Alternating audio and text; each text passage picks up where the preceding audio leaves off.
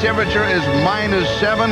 The wind chill factor outside is -51. But fortunately, we are inside at the Metrodome, the Cleveland Browns and the Minnesota Vikings. Hello, everybody. I'm Charlie Jones, and welcome to the ball game. The Minnesota Vikings, well, first things first, they are right in the middle with a lot of other teams in the NFC wild card picture. As you can see, they, like so many others, have a 7-6 record. To simplify things, they have 3 games remaining. If they win all 3, they've got a pretty good shot at the playoffs. I'm joined by Randy Cross. First, tell me about the Vikings. Well, Warren Moon brings up the fact the reason they got off to a slow start was because of the start he got off to. Very slow. That's not the case now. This guy's as hot as he's ever been at any point in his career. And the receiver is responsible for a lot of that heat. Chris Carter. They'll line him up right, left, slots, motion. No matter where they line him up, they will get him the ball. But today, the guy I think is the real key in this game for them is Scotty Graham, the running back. Big, powerful. They've got to run the ball against this Cleveland defense. All right, they have John Randall on defense, too. Well, what he does, he'll get in Vinny Testaverde's face. He will test this offensive line with that quick kind of spasm. He gets into a backfield like that. I think it's your favorite word. I think so. All right, now let's go to the offense of the Cleveland Browns. Well, the running back situation for Cleveland's interesting because you got Leroy Horde and you got Tommy Vardell inactive. That means Ernest Biner and Lorenzo White are the only running backs available for Bill Belichick's offense, but they have got to run the ball effectively. Also, a key point for them is defensively. They need some heart. They need some spark. And here's Pepper Johnson. I think he might be having his best year right now for the Browns. I think he's an all-pro in '95. Back quickly to the running backs. Can they do it with 2? They've got to do it with 2. It's up to that offensive line, and they'll be jumbled around. All right, now there's another story here, and for that, here's Jim Gray to fill us in. All right, thank you very much, Charlie. Well, Andre Rison will not start today. He will miss the first series or 2 because of disciplinary reasons by head coach Bill Belichick. Rison was late yesterday after the team arrived here in Minnesota for a team meeting, so he will not start, and Keenan McCardle will start in his favor. Now, Andre told me he was only a minute late, but Belichick is a stickler for detail and for discipline, so he will not start, and this is just exactly what the Browns do not need coming into this game. Charlie? Well, it's a minute here and a minute there, Randy. Do you agree with that kind of a call, being a minute late? I think so. It's the same problem Andre got into in Atlanta, Charlie. It's a responsibility of every team member to have a responsibility to their teammates and not to the head coach. And here's the Vikings head coach, Dennis Green. Well, Denny Green's done some wonderful things here, I think, in Minnesota. This team is on a roll. People really question their heart. Can this team do it? I think the heart comes from that man right there. And again, we're indoors and very fortunate to be indoors. The temperature is 60 degrees. That's a swing of, 150 degrees from outdoors to indoors. Cleveland has won the toss. They'll be receiving, and that means that Fouad Rebez is going to kick it away, and we are underway. It is fielded at the 5-yard line. This is Derek Alexander on the return. He takes the cut at the 20. He's going to battle forward to about the 24-yard line. Harlan Bennett makes the tackle, 19 yards on the return, and here's a look at the quarterback for the Cleveland Browns, Vinny Testaverde, and his offensive line. Randy? Importantly for him, Wally Williams starts at center for Steve Everett, who's going to be inactive. Herman Harvey moves in at left guard. And their backs and receivers. Hey, look, no Andre Rison. This is going to be 2 tight ends. This is smash mouth football. It better work or Vinny's in trouble. In the nickel, in the dime, after the second quarter, look for Rison and Alexander. And so Cleveland will start from their 24-yard line. They need to make a statement early. They go deep, and they do. Opening up with about a 25 or 26-yard, even more than that, 31 yards to Michael Jackson. You know, in the open, Charlie, I told you got to get in Testaverde's face. You've got to challenge him, because I don't think anybody throws the ball down the field better than this big, strong quarterback. With a tall wide receiver like Jackson, isolated in one-on-one coverage against Washington, it's a size mismatch. First down at the Viking 46-yard line. Then back to the ground.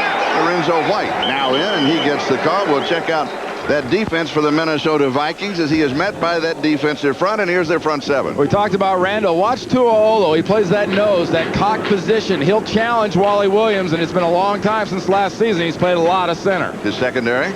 Secondary, obviously, the game plan from the get-go is to challenge those corners, Fuller and Washington. And the nickel will bring in Robert Griffith. We'll see a lot of nickel on first and second down, especially if they start seeing 3 and 4 receivers. Second down and long, and they show 3 receivers. Fumble on the snap. Gets away from Vinny, and then another Cleveland Brown comes in to recover. And this is the one problem.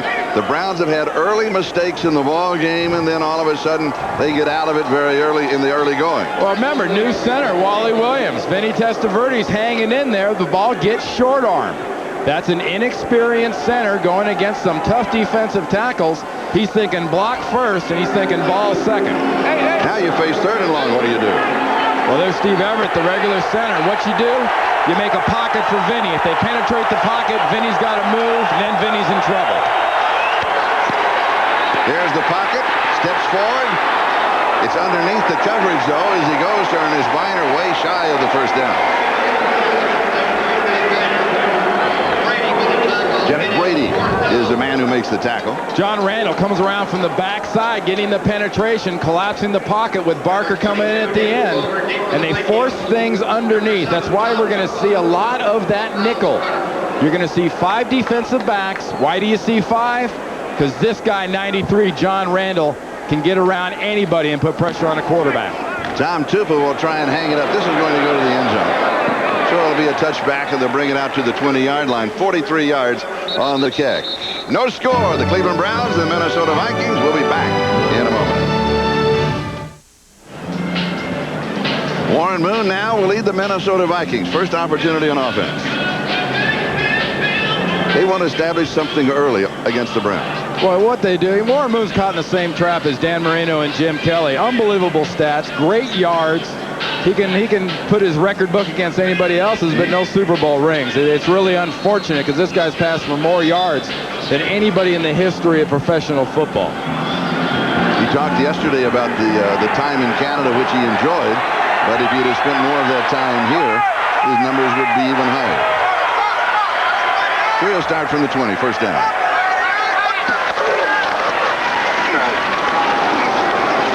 Scotty Graham draws the opening assignment. It would either be Ampley or Scotty Graham, depending on the down and situation. Here's the offensive line for Minnesota. And the key to get that Scotty Graham running game going, those 2 big physical young tackles, Stussy and Stringer. Backs and receivers, the running back, as I mentioned, either Ampley or Scotty Graham. They'll both be in there. Well, you see Ampley, you're thinking pass. You see Scotty Graham, you're thinking run. And when you see 4 wide receivers, I don't know what you're thinking defensively, but you better have all 4 covered. You better look for Chris Carter. 3-step drop. Wide open in the right flap is Charles Evans, the fullback. That is only his 12th. Are you ready? Only his 12th reception on the year. Well, one thing this defensive front gets when they get a guy like that is you're going to see a physical kind of a fullback slash H-back that Denny Green and Brian Billick, his offensive coordinator, are willing to take the chance and flip the ball out to him. You see, his hands and pass receiving is not his forte, but it gives something for that Cleveland Browns defense to think about. Evans now in primarily as a blocking back. A little slide motion in for protection. Moon goes deep down the sideline. There's nothing there. And there's going to be a flag. That is a hip bump. A hip bump on Don Griffin. He just bumped him out of bounds. I'm not really sure that should have been called. I think the first was thing that catchable inbound? The first thing you ask if you're Jerry Markbright right here, you go right over into the official's face and say, was it catchable? Because that ball landed 5 yards out of bounds. Yes. There was no pass interference. The pass was uncatchable. Yeah. Uncatchable. Good call. Incompleted pass. Good call. Little hip bump. Well, not only that, Charlie, but Warren Moon, I think, was out of the pocket. So that ball, that's not catchable by a whole lot of people. I don't think Sean Bradley could get a hand within 2 feet of that. He's got to work on his vertical if he's going to. Second down and 10. No score. Early on in the ball game, 10:54 time remaining. We're in the first quarter. Saturday Conversation. I'm Charlie Jones and Randy Cross as we take you inside this NFL football game. Second and long. Coming back underneath the coverage. Slipping a couple of tackles. Ampley. But he comes up a couple of yards shy. He doesn't have that power at the end of the run. As the Cleveland Browns defense is there to stop him. And here's a look at that defense. Their front seven. Well, when that front seven sees Ampli, they're thinking if it's second down, it's going to be what they're going to get right here. They're going to get third and short. And their secondary. Secondary, Langham and Griffin on the outside will be going crazy all day long trying to keep track of Carter and Jake Reed. They go to the nickel. They bring in former 49er Dana Hall on that defense. It's Rick Venturi, who entered the season as a defensive coordinator, missed several weeks due to exhaustion. Back here on the staff. Third and short, and a one-hand grab. There can be a highlight of Chris Carter one-hand grab. And he's an equal opportunity one-hand grabber. Left hand and right hand. Well, this guy is amazing. He's in a class with the Jerry Rices. Name a receiver all time as far as hands go. He can catch it with one hand, and what I like the most about this guy is, unlike a lot of receivers we see on a weekly basis, Chris Carter attacks the football. Whether it's with one hand, two hands, in a crowd, he goes after it. What do you mean by attacking the football? He does not wait for the ball to get to him, Charlie. He'll actually snatch the ball out about a yard or so in front of his body and not let the defensive back get a chance to knock it down. Vikings take a timeout. We have no score. We'll step aside. We'll be back in a moment. The NFL on NBC is brought to you by Oldsmobile, by DirecTV, it's personalized TV, by McDonald's, have you had your break today? And by Magnavox. We make technology people want. Magnavox.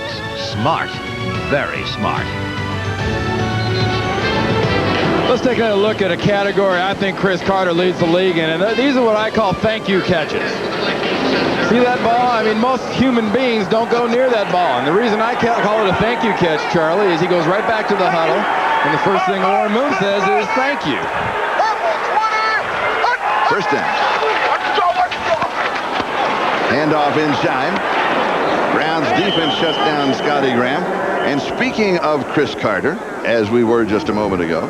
Oh, yeah, this guy's done some amazing things. Last 2 years coming into this game, 217 catches. Now 218. Back in 92-93, Sterling Sharp for the Green Bay Packers had 220 catches in back-to-back seasons. That was the most that's ever happened in this league in back-to-back years, and Chris Carter is going to blur by that today. It's 2nd and 12.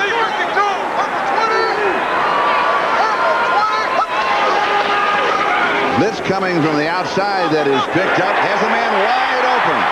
Nice sidestep by Jake Reed. Inside the 15, finally pulled down near the 10-yard line. A great move along the sideline, 45 yards. Griffin finally got it. Warren Moon makes the statement about this guy. You can talk about his physical abilities, but he's just a smart receiver. You saw the physical, here's the smart. Makes the DB miss. Langham's trying to drag him down by a fingernail if he can get it. And what's the value of a big physical wide receiver? You just saw two great examples with the long arms of Chris Carter and the ability of a Jake Reed. Remember, if you're playing defense, you are worried against this Vikings team. Warren Moon, 4 of 5, and Scotty Graham just a straight shot up the middle. He's more the power runner of the two, he and Ampli. But, you know, that's what Scotty Graham has got to do in this offense. He's kind of a keep-you-honest type of an ad on this offense. He goes in and he gets those 3 and 4 yards. That opens up Brian Billick's playbook on the sidelines. He can waggle those plays in or send the plays in to Warren Moon, and that playbook's wide open on this kind of a down. Vikings without Robert Smith. He is inactive, has an ankle injury. So it's up to Ampli and Scotty Graham. They teamed up together for almost 200 yards last week. Graham gets the call again. Footman is there for the Browns. Are you surprised they're running here and not throwing? Well, as much Warren success, is hit 4 of 5 on the drive. As much success as Warren Moon's had in the red zone this year. Yes. You know, only Brett Favre has had more success in the red zone than Warren Moon. Brett Favre has 25 touchdowns so far this year. Look at the percentage he's throwing for in Green Bay, and Warren Moon is right behind him. 16 touchdowns of his 26 have come here in the red zone. Chris Carter is at the far right. Moon rolls right with a pump fake. Back edge of the end zone. In reality, he was throwing it away. Jake Reed was there, but Warren was running out of time. Stevan Moore had the coverage for Cleveland. Well, more than anything else, I think Warren Moon ran out of timing. Good job of the Cleveland Browns defense of disrupting the timing of Warren Moon. You know, he talked about when Dennis Green brought him here to Minnesota, the toughest adjustment for him was getting used to being a drop-back quarterback again. Yeah, he'd been rolling, he'd been the run and shoot and been everywhere. Yeah, getting used to that 3-step and throw, 5-step and throw. And if you're a defense and you can disrupt that timing, you can get those kind of results. 23-yard field goal attempt by Fuad Reveiz, well within his range. He is hit from 51. And he's got this one. Vikings on their opening drive. They pick up 3. They're out in front of the Browns 3-0, and we'll be back with the kickoff. Well, Reveiz is lucky this is a little sandwich for him. Look at the hip hop, the follow through. And you know what was happening on the Cleveland sideline. Special teams coach Scott O'Brien thought there was hope. We're going to get it. And here's the kickoff. Taken on the run by McCardle. And that's the end of the run. Whoa. 9 yards. Pete Bursich makes a statement. Just a clean run down there by Bursich. Trying to get something going, McCardle, but nobody even breathes on this guy as he gets downfield. And that's the kind of Yahoo crazy stuff you need out of your special teams, especially when you're in a playoff run. Andre Rison will not participate in the first quarter, and you have the rest of that story. Well, he was late for a meeting last night. He was fined by Bill Belichick and told he wouldn't play till the second quarter. So he's over there on the bench sitting with all his friends. That's a pictorial statement. Right flat, here's Lorenzo White. Lorenzo White hasn't been used all that much. He's rushed for 120 yards total. That's only his 8th reception. But again, the Cleveland Browns going with basically 2 running backs, Ernest Biner and Lorenzo White. Well, and really, remember one thing, Charlie, the speed of this defense from Minnesota. You want the Biners and Whites going right at this defense. These linebackers are whip fast.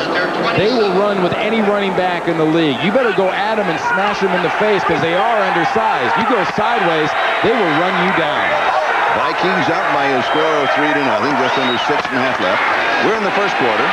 Testaverde good time, then runs out of time, throws it away. He wanted to go deep. McCardle was deep, and he didn't have time to find him. No, he didn't, because Barker was going to be all over him. He didn't get rid of that ball. And, you know, Vinny Testaverde so far this season, I think he might be having his best year. They insisted on messing with him and putting the rookie in Zier and disrupting his season. He's handled it extremely well, but it's just another one of the soap opera things that's happened to Bill Belichick's Cleveland Browns team. This one was self-inflicted, and I thought it was a very bad move. Vinny 2 of 3 in the ball game. Roderick Thomas, linebacker for the Vikings, was with him at Tampa Bay. He said, you give him time in the pocket, he can go 60, 70 yards and lay it right on the money. Here's a first down throw. This one is on the money. Right on the money, Michael Jackson, yeah. You know, no one has ever doubted Vinny's ability and Vinny's arm.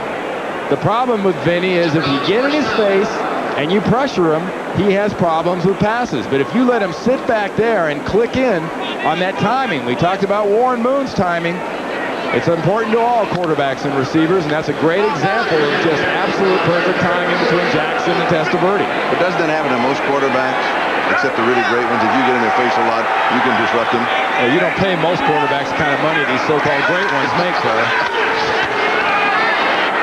Seth throws, and he's on the money to Keenan McCardle. McCardle now on the year has 45 receptions. You're talking about Testaverde's season. Let's check in on Vinny's stats. Well, look what he's done so far this year. He's had a great 2-to-1 ratio in touchdowns to interception. Always been a problem. Last year, look at the touchdown to interception ratio. He's improved that greatly. He hasn't had the complete confidence of the people on the sidelines, though, and the people on the sidelines I'm talking about are his own coaches. In this ball game, 5 of 6 for 55 yards. And go back to the ground. Biner, there's nothing there. It's going to be third down, about 4 yards, so he'll come out throwing again. Well, once again, Charlie, don't run sideways on this defense. That's a rookie, Derek Alexander, that you saw. Hey, he's much, much improved. Bottom of the screen right there. Watch the defense stuff it up, and coming from the backside is Alexander, lined up at right defensive end. Now, there's a defensive end running down a running play on the far side. That tells you if you don't go straight at you, not even the linebackers are a problem. The defensive line are a problem running you down. Cleveland has 3 rushers. They rushed for a total of only 2 yards. Vinny's tripped up as he tries to step forward in the pocket. And he'll be sacked. He fumbled it for a moment, I believe, but Cleveland Brown recovered it. That is the 14th time that Vinny has been sacked on the year. Now that's a sack the defensive lineman will be arguing about in the films tomorrow. Fine. Yeah, I got it. I was pressuring. Martin Harrison, 91, coming on the stump, made Vinny step up. The ball came loose as he fell down on the ground, and Tony Jones picked that thing up. Here's the kick. Tom Tupa. David Palmer is the returner.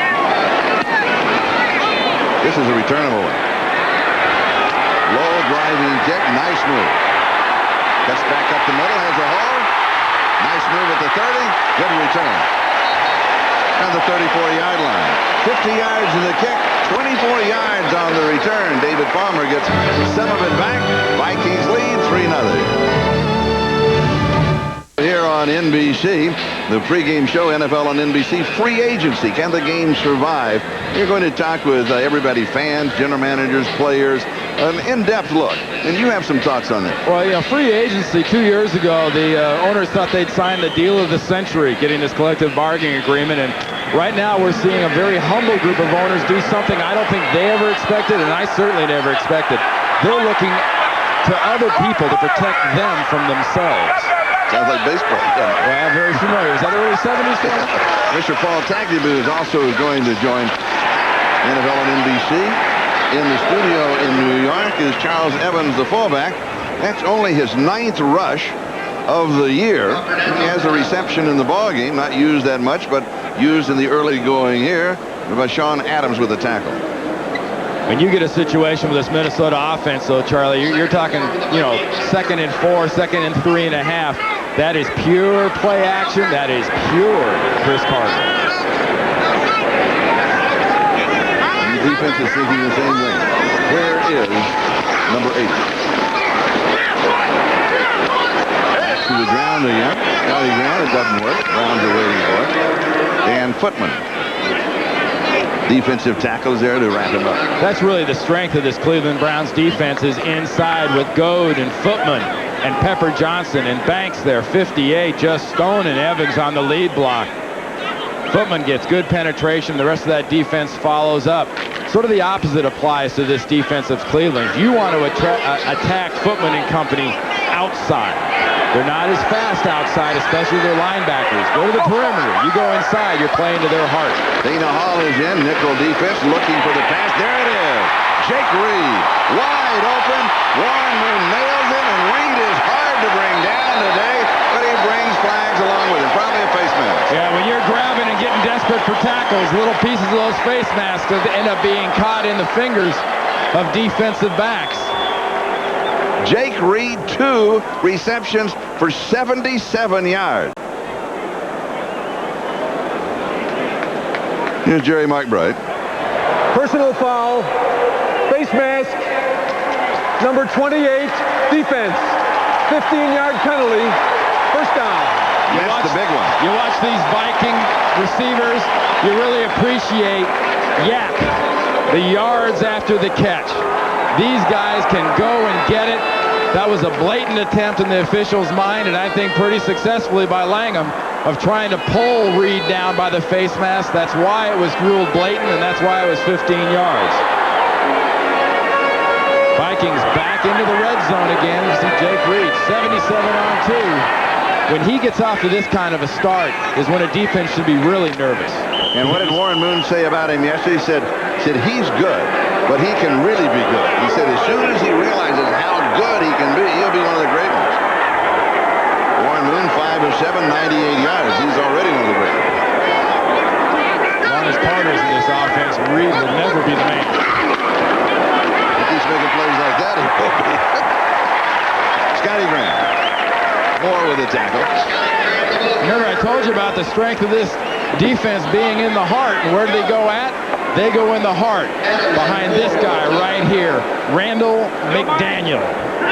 Physical job. Look at McDaniel absolutely obliterate Footman. Wow. On his back, 4 yards off the ball. I mean, why do you make trips to Hawaii every year? Why are you considered the best pulling guard / guard period in the league? You do stuff like that to good defensive tackles. They play the Pro Bowl in the yard. Here's Scotty Graham. Does he get in? No, 1 yard line. Stopped by Rashawn Moore. And John Jarrett, lead block. Charlie, how often do we say, you know, if something's working and you're successful in one area, why not go back and see what this area is doing again? Let's watch Stussy and McDaniel working over here with DeLong. There's McDaniel making that turn block. Stussy gets a good block, too, on Alexander. It's a soft spot in the middle and a strong defense, and Pepper Johnson has to make a tackle 6-7 yards down the field. John Jarrett, starting guard, is the fullback. He is the lead blocker here, number 66. Right behind him is Charles Evans, who is the fullback, and he does not get in. That's talk about a power backfield. That is it. Jarrett, the lead blocker at 269. Evans, the fullback, behind him at 240. Well, I mean, the Browns close them down. Charlie, you put a guard in the backfield as Brian Billick, you know, saw right there offensively. You're dangling a piece of meat in front of a linebacker's face because he knows that guy isn't back there to play action fake. He's not back there to carry it. He's back there to lead block. We take the countdown. First quarter, Vikings lead, and they threaten for more. National title.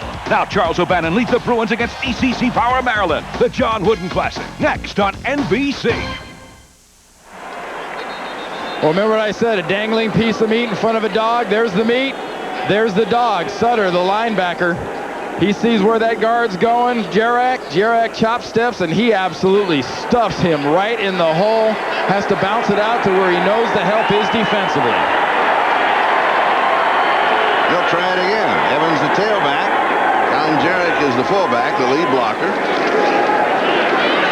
Cuts in behind and it's not there. He's stopped by the Browns defensive line. Nice play. That's 2 in a row.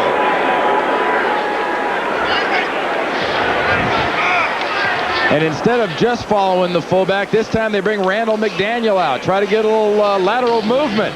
He gets a good block.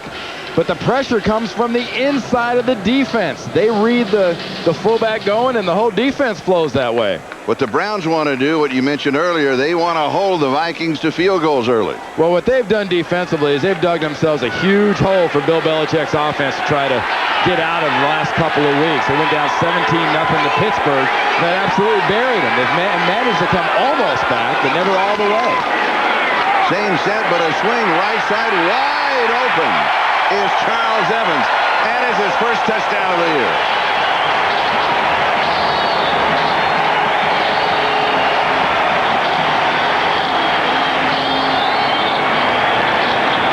Well, Charlie, you dangle that piece of meat in front of that dog long enough, he's going to bite on the wrong piece of meat.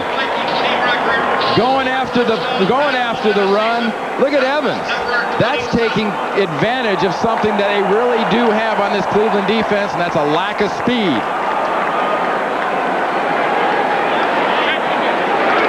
Revay's with the point after. It is good. And the Vikings move up by a score of 10-0. Charles Evans, his first NFL touchdown. The lights are on, guys, but right here, nobody's home. Come back to the Metrodome, where the Vikings are up over the Browns by a score of 10-0 and an 8-play, 66-yard drive that burned off 4 minutes and 18 seconds. As Charles Evans scores his first ever professional touchdown. And Revay's is kicking off. Warren Moon sets the single-season record formerly held by Tommy Kramer. He shared that one at 26. Field at the 18 by Derek Alexander across the 30 out to the 33-yard line. And now we have a couple of fights starting as the tempers are beginning to flare early on in the contest. Well, we're going to have a change at quarterback. Eric Zier is going to come out for the Cleveland Browns. And why is he coming out? Well, we'll show you graphically. One more time. Let's take a look at, remember, Vinny Testaverde last time Took the shot right on the hip right there. Goes down on the ground, fumbles the ball. Let's go down to Jim Gray. Thanks, Randy and Charlie. Well, they're looking at Vinny Testaverde's right hip. They're kind of attending to it over here on the sidelines. The trainers aren't sure exactly what it is. Maybe a hip pointer, maybe it's just a deep thigh bruise. They're going to look at him, and they will re-examine him, and he may be able to return to the game. Charlie? All right, meanwhile, Lorenzo White steps off 8 or 9 yards. Dwayne Washington with the tackle. Testaverde completing 5 of 6 for 55 yards before the injury. Well, in the first game back when Eric Zier was the quarterback for Vinny Testaverde, he had a fabulous game. More yards than they've seen on offense for a lot of years in Cleveland. Then what happened in the next couple games, he got behind early, people blitzed him, and they made him look like a rookie. A second and short. Rison is wide at the top of the screen, wide to the right. And Zier misses everything here. And Zier takes a shot. Takes a little shot right on his ankle and knee. Remember, Vinny Testaverde's out. Zier's in, the backup quarterback. The number 3 quarterback for the Cleveland Browns is their punter, Tom Tupa. So the last thing they need in this situation is to have a defensive or offensive lineman roll up on a knee or an ankle of their quarterback. And there is Tom Tupa. Former Ohio State Buckeye quarterback, now got a dream job. 13 quarterback and a punter. No one ever hits him. Maybe today. Over the middle on target. Pretty good pass. Michael Jackson pulls it in. He'll get the point of the reception after about the 45. Robert Griffith is there. You know, one of the real strong points of Eric Zier's is not so much, unlike Vinny Testaverde throwing the ball down the field, Zier is much more of a dinker and dunker from his days back at the University of Georgia, where he was a fabulous quarterback, threw for all kinds of yards. He's a quarterback that knows how to take advantage of his talent he has around him as wide receiver. Don't look for him to go down the field as much, but he'll throw a lot more of that short stuff. He'll kind of cut you to death instead of making you bleed all at once. Picks up the first down. Here's the pressure. Fumble.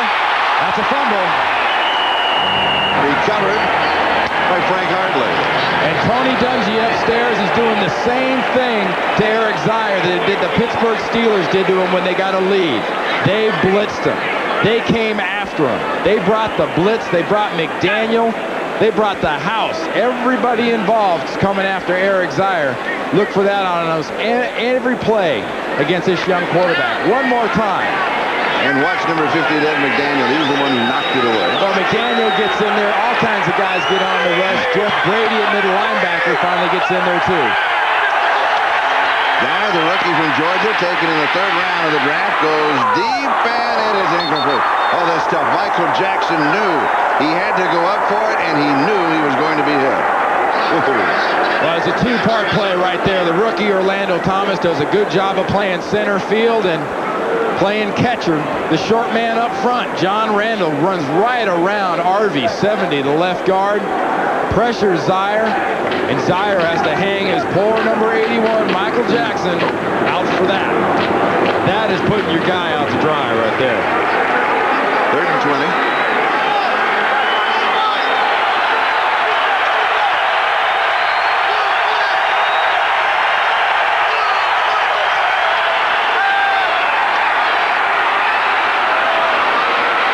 Fake, screen right, at 11 yards. Needed 20. We got a report on Testaverde. He's questionable to return. They'll repeat it to me. They told me a minute ago. Well, they got a bruised hip and a pulled groin. You. So don't look for a big physical like that, guy like that to come back. But watch Zier on this play. He's going to drop back. He's going to fake real quick here, and then he's going to throw the screen the other way. That's taking advantage or trying to take advantage of that speed and reaction time of that Minnesota defense. You saw how hard everybody on the right side bit on that first screen. Remember that play. They'll come back to that against this defense later. Tom Tupa, the number 3 quarterback, the punter. This is a fake. He's going to run, and he's going to make it. Down the sideline, diving, does he? He didn't go out. He went out too soon. They're going to mark him out at the 45. He had it, too. They're going to argue the ball. That's a gutsy call by Belichick and Scott O'Brien, And his it was special there. teams coach. But remember, Charlie, here's a guy who used to play quarterback. He's now a punter. Came out of that Ohio State 3 yards in a cloud of dust tradition. and he's about a short cloud of dust short, period.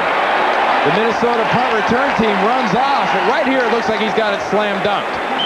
Watch the job Martin Harrison does right there closing on Tupa. That's not Tupa's fault. You're right. That's an excellent play by Martin Harrison. Watch the acceleration in the close. Yeah. And first down. For Minnesota at their 45. Safety valve. Warren was out of time, and he goes to Charles Evans. Now, something else, if you go back to that play, what if Tupa was hurt when he's hit out of bounds? Then you're down to Zier and nobody else. But also the fact he's the third quarterback and the kicker, they can bring him anytime they want to and bring Zier back. So he's not your normal number 3 quarterback who is on your inactive list. There's Benny. What else can happen to the Browns this year? Just about everything. We talk about free agency. There's going to be a lot of free agents with the Cleveland Browns after this season's over. And I don't mean just players. I'm talking about coaches, players, secretaries. I mean, they're doing some I think, very tasteless bad things in general in Cleveland with this Browns team. And, of course, the Browns fans across the country, they are distraught with the situation, and they are very tenacious fans. They're going to be battling the Cleveland Browns situation for as long as they can. And that sign here typical of what the Browns have seen not only at home but also on the road. Zier just trying to loosen up. Didn't take any snaps. Third down and 4. I think really the defense has been most affected by this move, Charlie. It's taken the guts, the fire out of this defense. It was one of the best defenses in the NFL last year. Intercepted. So a bit of life for the Brown defense as Stephon Moore has his 5th interception of the year, first of the ball game. Well, the thing interesting there, you want a little fire and guts, get an interception. 5th of the season, Warren off the back foot, and the Cleveland Browns with a good break. Welcome back to our Saturday conversation here at the Metrodome as we take you inside this NFL game. Zier wants to go deep, unloads, has a man. Is it there? Yes! Oh, big play for Cleveland. And guess what? The return of Andre Rison. It's second quarter, so he can play. 50 yards. And these two have really hooked up. Anytime you see Eric Zier playing, you look for Andre Rison. They've got that chemistry and that click between the two of them. Zier steps right up into the pressure and say a lot of things you can about the character of Andre Rison. It's not exactly poster boy material, but this guy can flat go get a football and catch him. That is his 40th reception on the year, and that is his second long catch of the year. The longest was 59 yards. The pass is rolled complete. First down, Cleveland. Let's take one more look at that. Let's take another look. Now watch.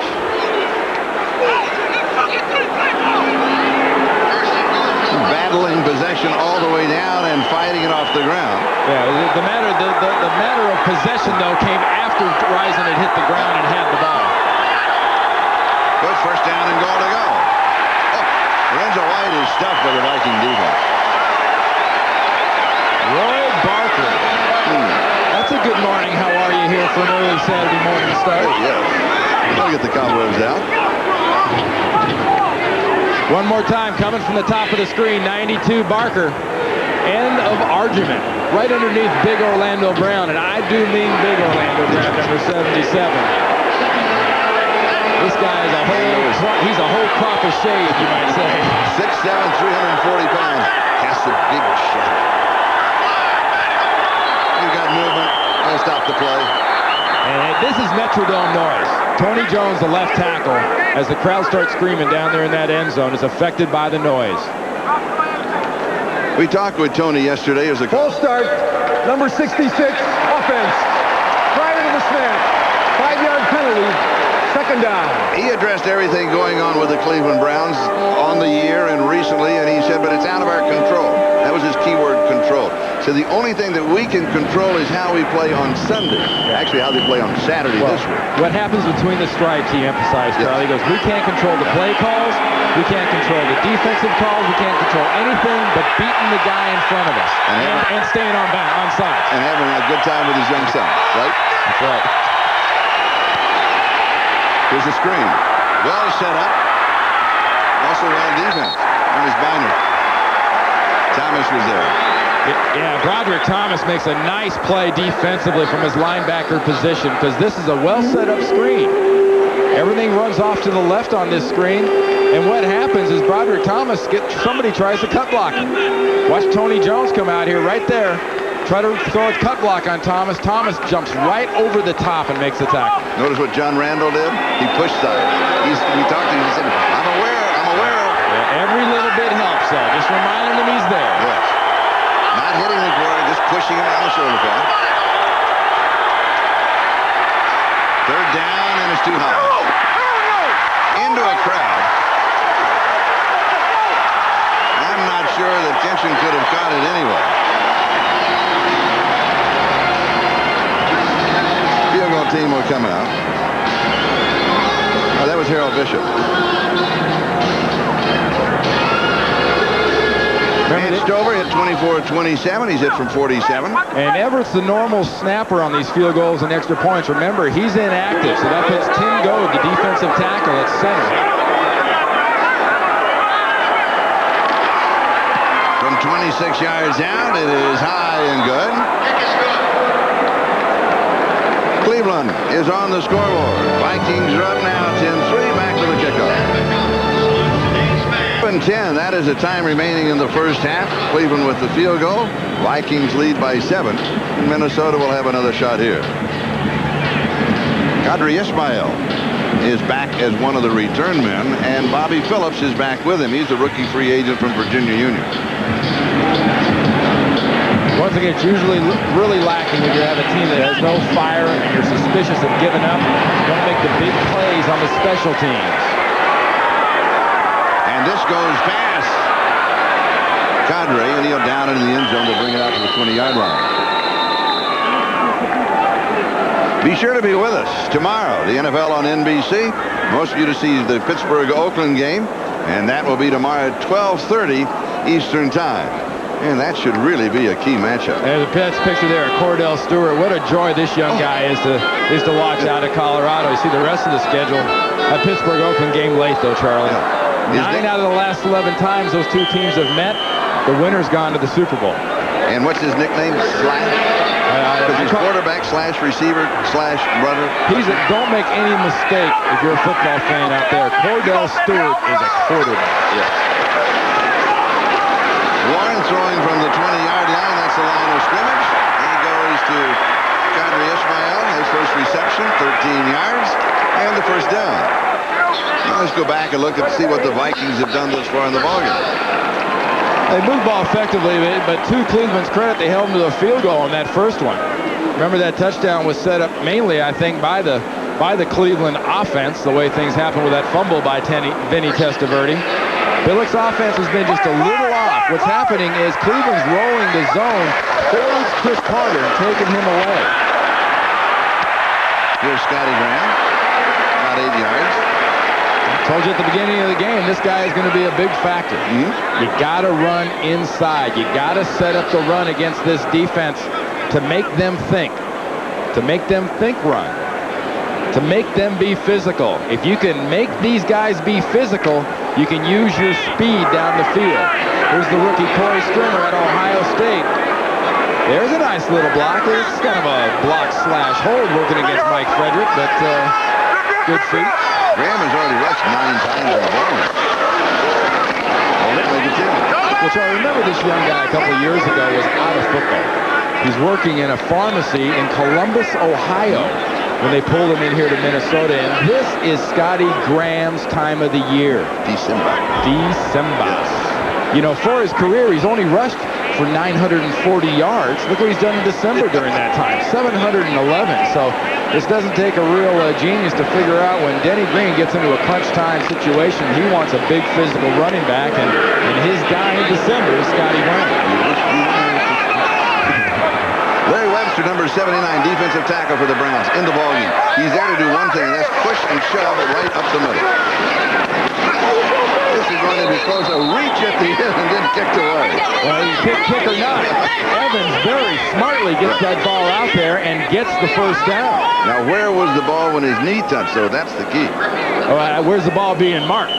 That's the big key. We can argue where the ball is when his knee down. touches. No, see, when the knee down, they ought to be back around the 9. And that's just a kick away. They're not going to bother with that. They're going to say, no, you really shouldn't do it. Pepper Johnson's trying to remind a few people in striped shirts about rules. Now, guys, when he hits the knee down on the ground, it's supposed to be where the ball is. Right, see?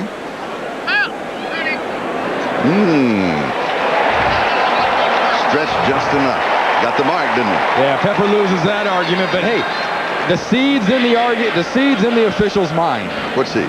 Well, the seed is that basically Pepper was right, the official was wrong. That shouldn't have been a first down. Don't water that sucker, it'll grow. Not only coaches on the sideline, Charlie, get their 2 cents in with the officials and can influence them down the road. Everybody works them, don't they? Try to give them that you owe me one mentality. Nice first down. Little play action fake. Chris Carter slips 2 tackles. He's to the 30. 20, needs a block, gets the catch back. 5-yard line. Good lands. What did that man do? Whoa! Jake Reed with a key block downfield, 51 yards. Well, it's the same thing. I told you about the yak. There it is. What he did was rack. He ran after the catch. Look at He's getting man coverage from Stephon Moore underneath, and he just flat runs out of the tackles. He will not be brought down. Unbelievable. He's getting the blocks downfield later on from Jake Reed, but watch the fight right here. You're talking about dragging. You know, that's all mental. That is a mental case of the offensive player not being tackled and the defensive guy just not wanting to bad enough. First and go.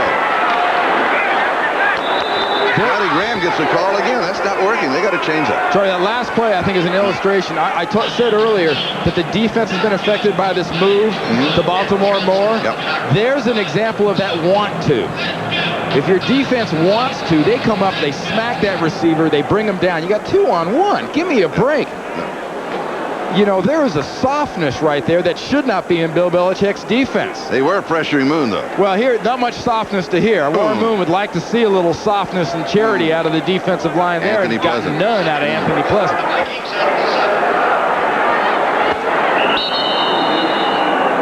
Now running out of time on the play clock. Take a timeout. Go a step aside. Back in a moment. Is up and doing some stretching exercises on the sideline.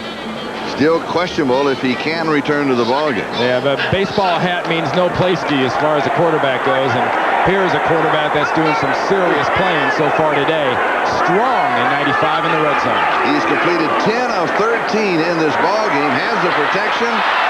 Scramble straight forward to the 5-yard line. Anthony Pleasant with the tackle. He's already thrown for 169 yards. Well, actually, Anthony Pleasant gave him the last 3 yards there. Watch the end of this play. Warren Moon, good zone coverage down the field from Cleveland. Nowhere to go, nowhere to dump it. Watch him start to go down. Pleasant hits him so hard from the back, he knocks him all the way up to the 5-yard line.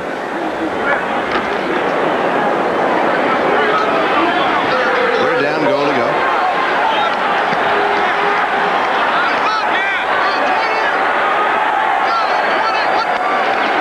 Graham, the remaining back, pump fake.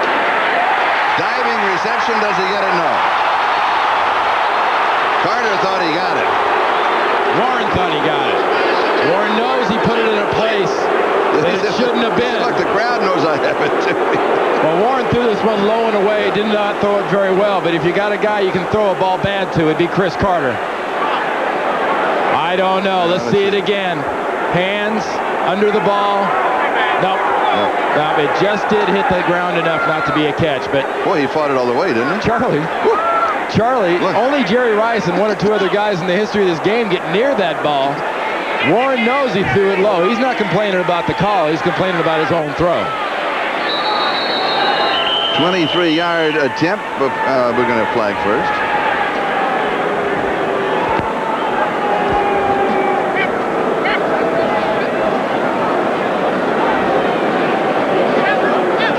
Could be a delay. Let's see. Put 5 seconds back on the play clock. The play clock was delayed by the official spotting the ball. There is no delay of game. Put 5 seconds on the play clock. There will be, Charlie, if this field goal team doesn't get it humming when he brings his arm down and starts the clock. They better everybody get ready. Now.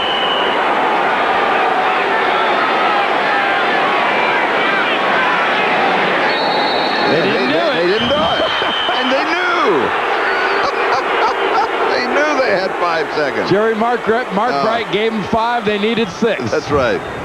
Now, Revejo now will try a 28-yarder.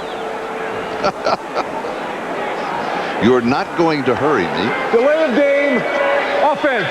5-yard penalty. 4th down. Jerry's on the special teams coach. I mean, he's not smiling here, but inside he's got to kind of smile because he knows he works on that. Now they'll start, of course, back to 25. So they got all the time they want. Now, if they delay here, now that's a problem. You got a news story if they delay here.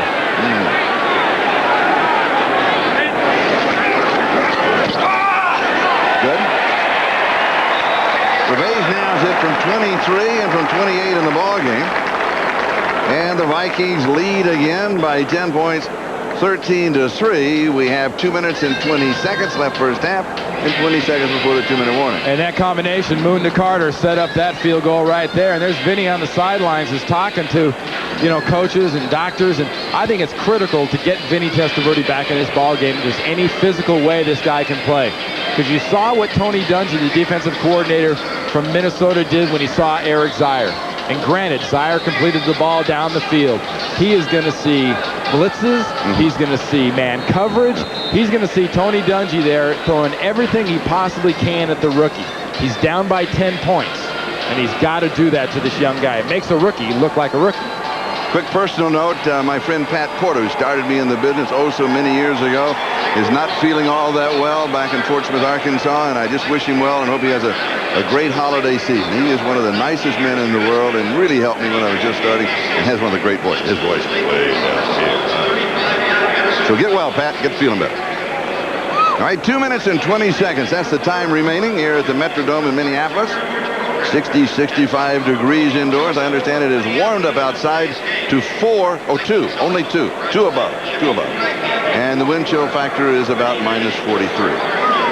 Now, obviously, with about 2 minutes to go here, 2:20 to go in this half, you're thinking passing. But right now, leading rushers for Cleveland, Tom Tupa and Lorenzo White both have 9 yards rushing. There is no running game for the Browns right now. Ian McCardle on the return. Not that beautiful, but 25-yard line. And it will be Eric Zier, as you said, as long as Vinny has that baseball cap on the sideline, that's the dead giveaway. Zier coming into the ball game had completed 72 of 139, about a 52% average. He had thrown for 3 touchdowns, 5 interceptions, been sacked 11 times. And thus far in this ball game is 4 of 7 for 69 yards. Well, you're looking at 3 wide receivers, Charlie. I think everybody else stays in and pass protects for Zier. Because if they're blitzing, that means man coverage down the field. They show a 4-man front, only 4 come. Nice touch, and we got a flag. A little illegal contact, a hold. McCardle, the intended receiver. The rookie from Florida State, Corey Fuller, had picked him up. Well, Michael Jackson almost had his jersey ripped off on that play. Oh. Zier's got a pretty good touch, though, doesn't he? Holding, number 20, defense, 5-yard penalty, 1st down. Dwayne Washington, the second-year cornerback. Watch this. Yeah, that is. Your whole penalty's worth right there. And look at him smiling. If you're going to hold, he goes, oh, man, they had to show that on that big screen. Don't worry, Dwayne, the big screen's the least of your problems. That was on national TV. Everybody knows. All right, 2:06 left to go. First half. Vikings up by 10. And the draw. finest. Fernando Thomas. First down, 12 yards, and the 2-minute warning. So we'll step aside. We're back to the warm and cuddly Metrodome in a moment. That we were talking about is now up to 2 above 0. Wind chill minus 43. The good news, it's too cold to swim. Well, me without my sunscreen.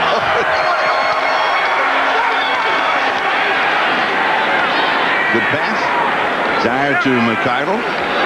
He drills that one. He's looking pretty good. And they go into the no-huddle, hurry-up offense. Here's Eric Zier doing what he does best. That's a quick carve-him-up style of passing. Vikings show a 6-man rush. They bring 5. Man coverage. Down the sideline. Intercepted. Yes. In the field of play, Donald Frank. His second of the year. Well played.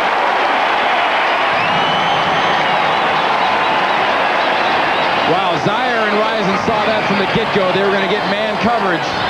Look at the job that Frank does. Never lets his body get out of position. Turns as he sees Risen's hands come up. See Risen's hands come up? That was Frank's message right there. You better turn around, look for the ball. Great job of body position. And he got both feet in bounds. Charlie, that's playing cornerback. That's getting between the quarterback and the ball. So Minnesota has the ball at their 11-yard line with time remaining. 1:34 first half.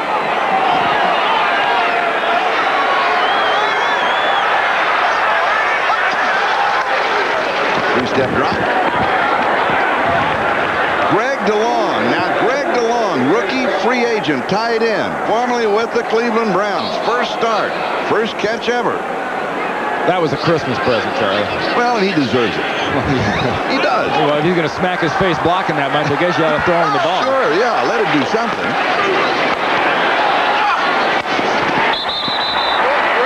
Jake Reed out of bounds, first down. Now watch the Vikings. Watch Warren Moon now at work.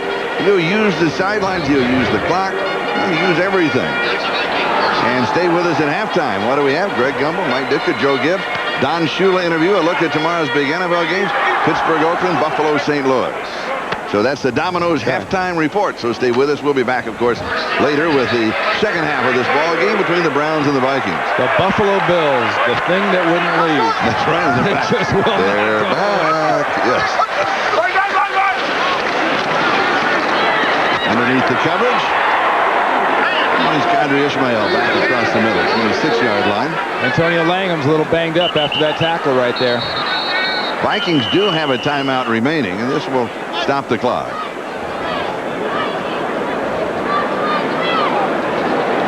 Remember Langham when we talked to him last night? He just wanted to talk about the cold weather. It was cold last night. Charlie, where do you go to college? He went to Alabama. How much snow do you think he saw in Alabama? None.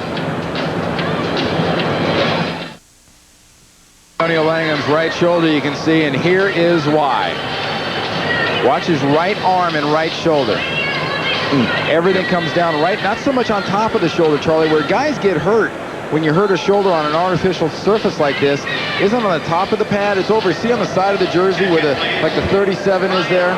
On the side of the jersey, 38 in Langham's case, you come down, that tugs the arm down, and that tugs that AC joint in your shoulder down, and that's how you get those sprained shoulders, especially on this indoor-outdoor crud they call playing field in these indoor stadiums. But now with that same thing, with that tear rotator cuff underneath there? No, that's pure AC joint. That's shoulder joint right there. Thank you, Doctor. Dr. Cross visiting with us today.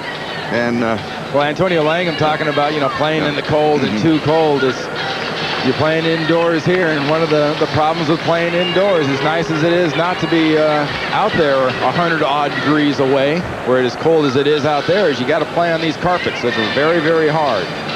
That cost Cleveland a timeout. They now have 2 timeouts remaining in the first half. The Vikings have 1.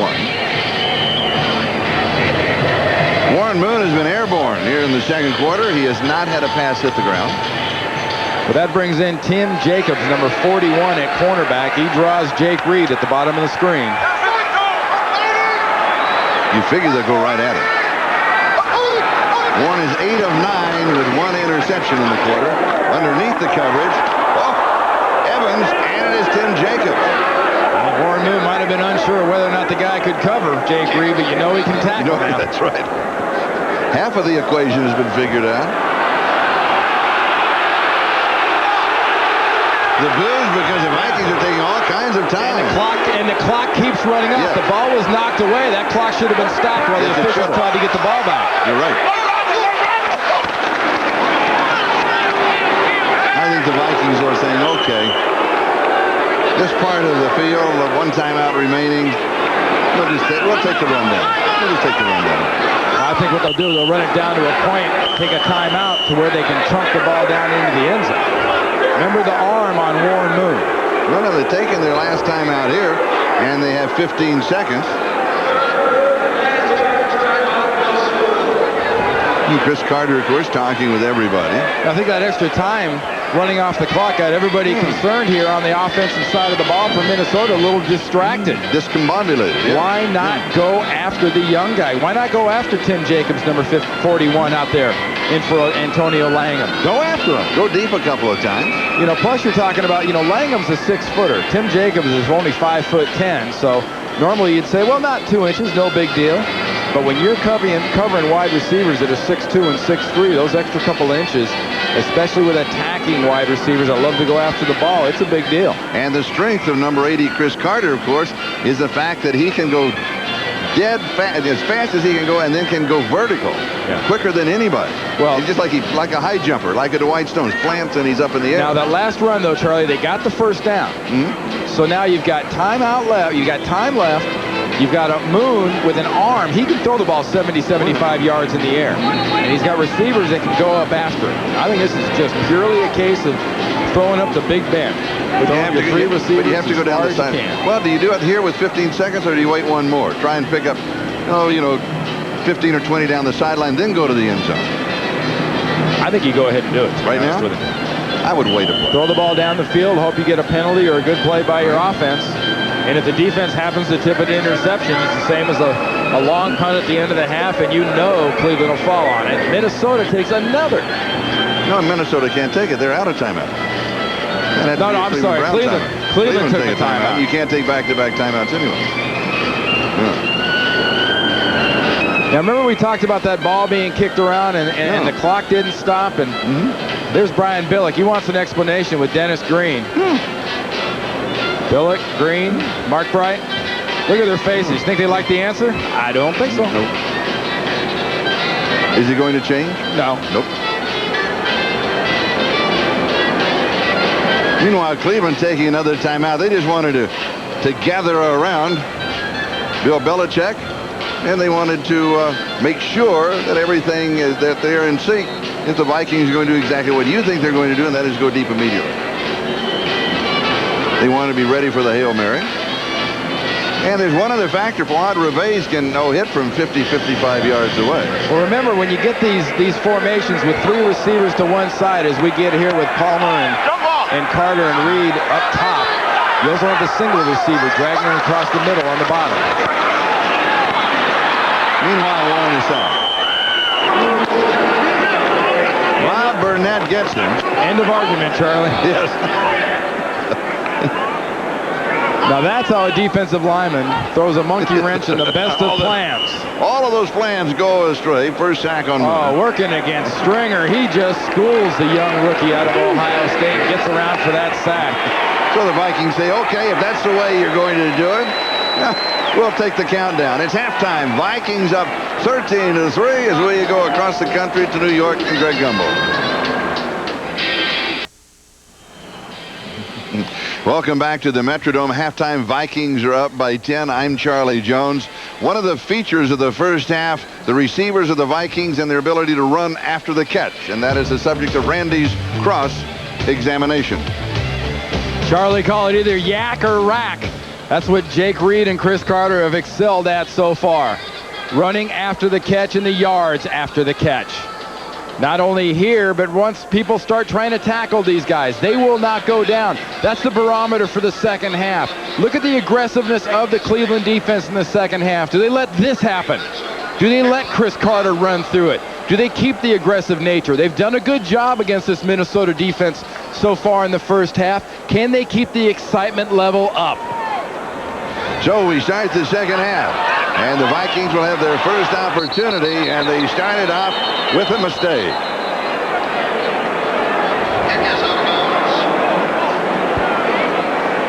So as we get set to start from the 6-yard line, here are the Coors Light halftime stats. Well, as you take a look at this, it's Minnesota, and more Minnesota. Eric Zier in for Vinny Testaverde with that bruised hip has got the majority of those passing yards, but right now it's been Warren Moon and a defense that's forced the Vikings to be stopped twice for field goals. And it was Bobby Phillips, the return man, who stepped out of bounds right at the 6-yard line. In reality, you should have let it go, and if it goes out of bounds, then they would have it upfield at the 40-yard line.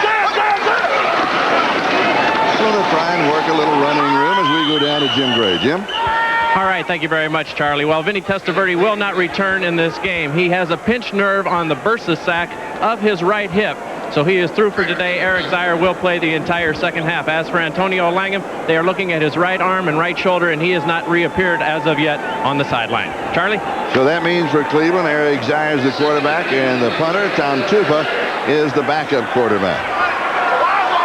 2nd and 10 for the Vikings as we open the second half. Puts even more emphasis on this Cleveland defense to make a big play, Charlie. Carter overthrown. He was running his pattern as if he wanted to stop, as if he had run out of time. He went downfield, cut to the far sideline, and then it's almost as if he turned the switch off for a moment. Well, he doesn't run out of time here so much as he runs out of football field. He makes his cut, he sees the ball. Yeah, and knows. There's no sense in keeping on running unless you want to catch it over there as you hurdle the bench. And this their side, not yours, right? Yeah. Okay. Yeah, his quarterback, Warren Moon, played a good number of years in Canada where the field is considerably wider. That would have been out of bounds up there. 3rd and 10. So if Cleveland can stop them here, they can have pretty good field position to open the second half. Warren buys time, goes deep, and this one is incomplete. Cadre started up for it and decided, I can't get that up. It's incomplete. The Vikings will be kicking as the Brown defense rises to the occasion. You see Frederick and Burnett kind of knock each other off in pursuit of Warren Moon. Now it's I love those cringes by receivers. Now that shows me a receiver like Ishmael, out of Syracuse is a sharp guy. That's right. The ball's uncatchable. It isn't near him, and he's not just going to stick his mug in that other guy's face mask just to prove he's tough. It's a midair cringe. Mike Saxon, this is his first punt of the ball. Not that good a catch. Taking 48-yard line, McCarter gives ground back to the 50, and he gets back to the 48. 42 yards on the kick. Browns have the ball. Pretty good field position. The Vikings have the lead. Point earlier today about the mental toughness of Minnesota. He said they didn't have much. Well, they haven't shown much to start this second half off, to be honest with you. Made a bad decision on that kickoff return. Denny Green's offense couldn't get the ball out, punched it out far enough, giving Cleveland field position. And honestly, Denny Green's Vikings have always been successful in December, and they are a considerably better team than Cleveland. They've got to show that mental toughness that Mike Ditka thinks they don't have, and if they don't, they're going to keep Cleveland in the game, and anybody you let hang around is dangerous. Cleveland, of course, still in the ball game as we open the second half. Their first opportunity, here's a sign. Well, you want a little toughness? Dial JR. The heck with 911. Just go JR. John Randall. Doing what he does best. Does a quick swim move on Bob Dahl. Actually, the plan of the Browns was to move Steve Everett to right guard and Dahl out of the lineup. Today, Everett couldn't go with that tendon strain in his leg. And boy, did Randall find himself a weak link there. He now has 10.5 sacks on the year. Vikings' 3rd sack of the ball game.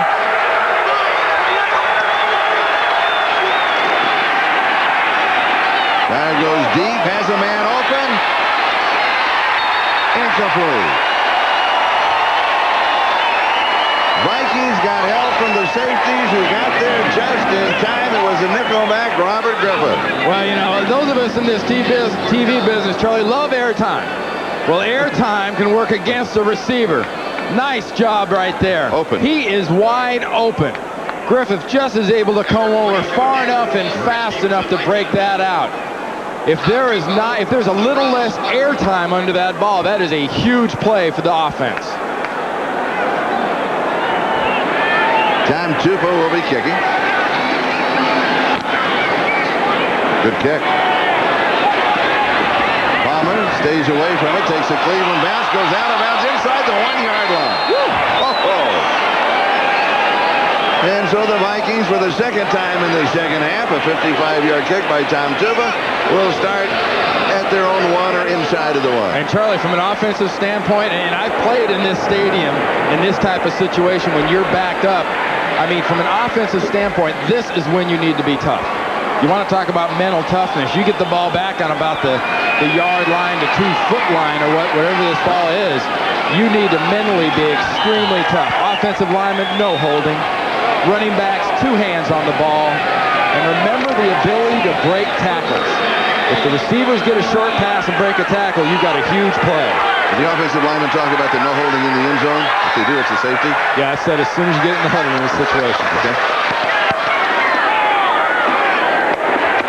That's a run and shoot move by Warren Moon. He rolls out to the right. Goes to Kadri Ismail. Tim Jacobs replacing Antonio Langham. Langham questionable if he will return.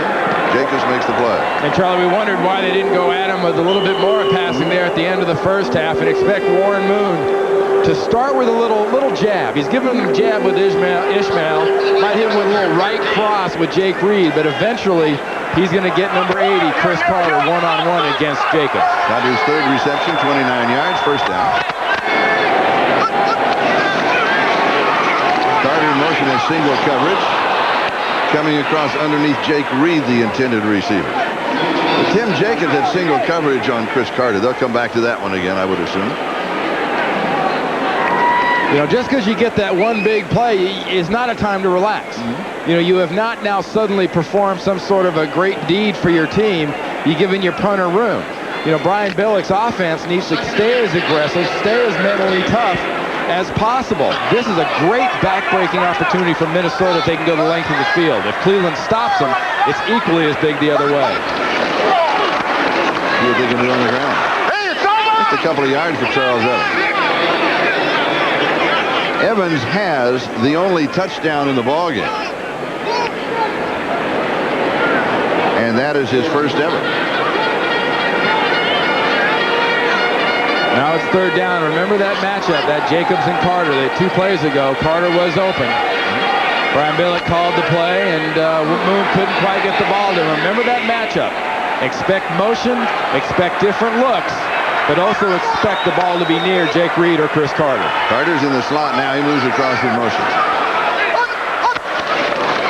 We'll rotate to second. We have a flag. Ball's in the air. And complete. There's also a marker. He may have wanted to stop the play and just didn't have time to do it if it was a false start.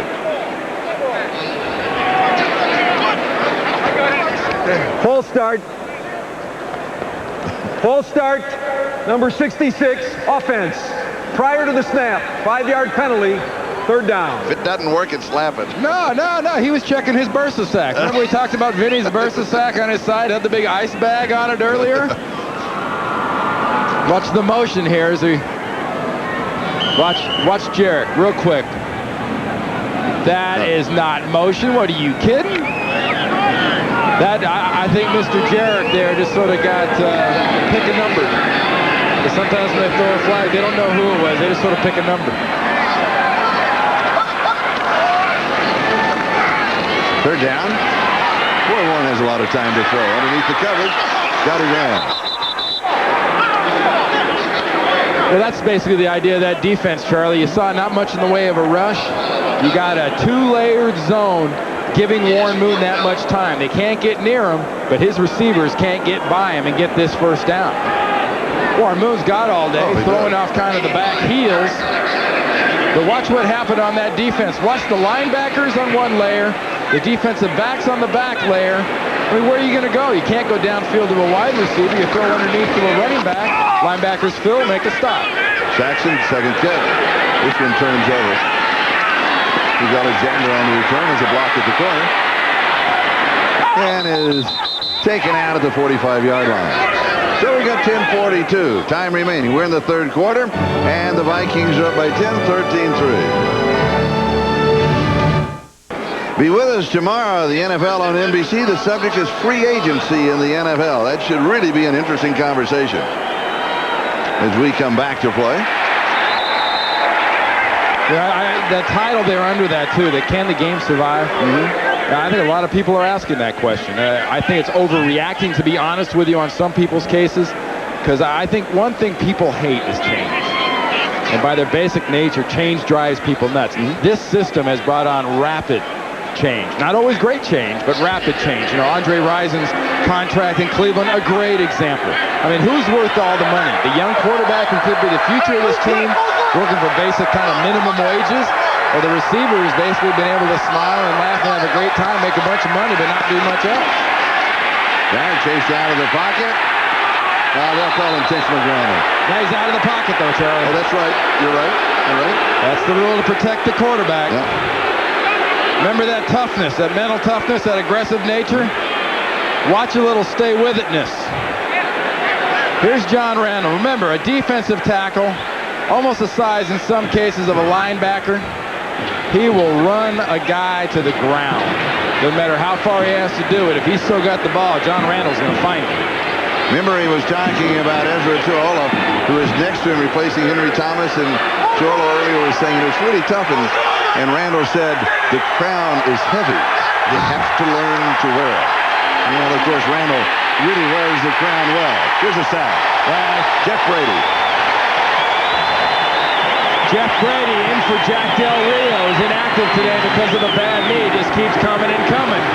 That's the fourth Minnesota sack. Watch inside. We talked about that line being reshuffled. Part of being reshuffled is not having the sink of picking up blitzes. They ran the blitz zone. Had a defensive lineman on the nose, ran him off, brought Brady inside. Tom Tupa now will kick to David Palmer.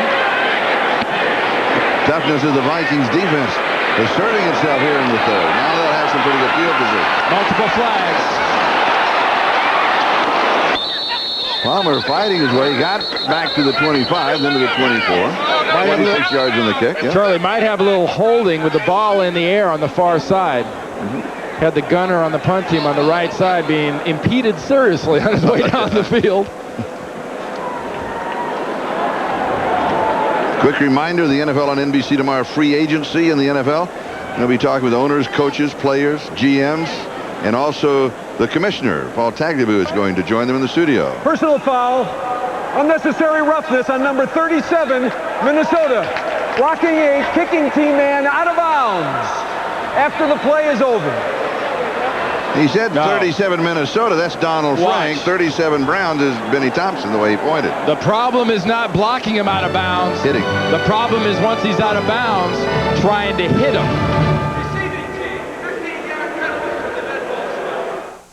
Welcome back to the Metrodome. Vikings will have the ball, and they will not have the field position that we thought they were going to have.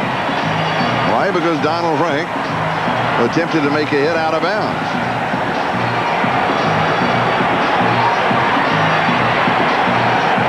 Andre Rison talking, Vinny Testaverde listening. There's your Cleveland's version of the odd couple there. Andre looks very contemplative there, doesn't he? Yeah. Now the ball is marked ready for play. The Vikings have started from their own 6, from their own 1, and now from their own 11 in the second half. Cleveland has had excellent field position in the second half, unable to capitalize on it. Vikings are up by 10.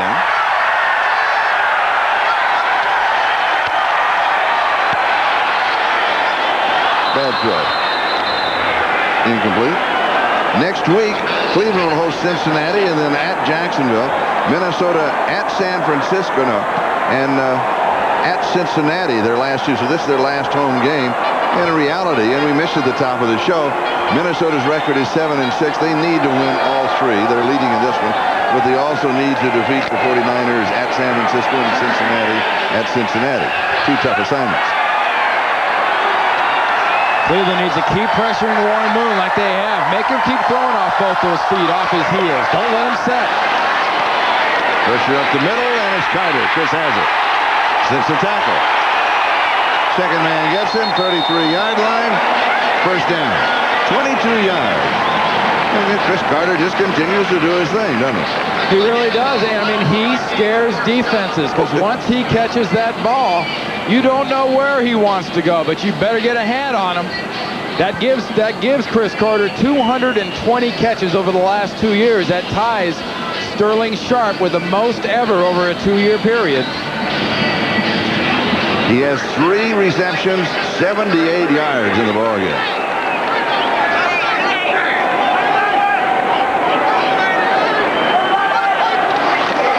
Vikings are first down. Here's the reverse, David Palmer. Oops, not there. Nice cut back. Somebody got a hold of a leg, and he only got a couple of yards. Stephon Moore. Stephon Moore, Charlie, just gets a little bit of sock and shoelace and manages to stop Palmer. But, you know, overall, this Cleveland defense is playing very well. Very disciplined defense. They're pressuring Warren Moon. They're not overreacting to the initial bite here on the reverse. Caldwell's in position. Moore's in position. Well played by Anthony Pleasant, who turned the reverse back inside.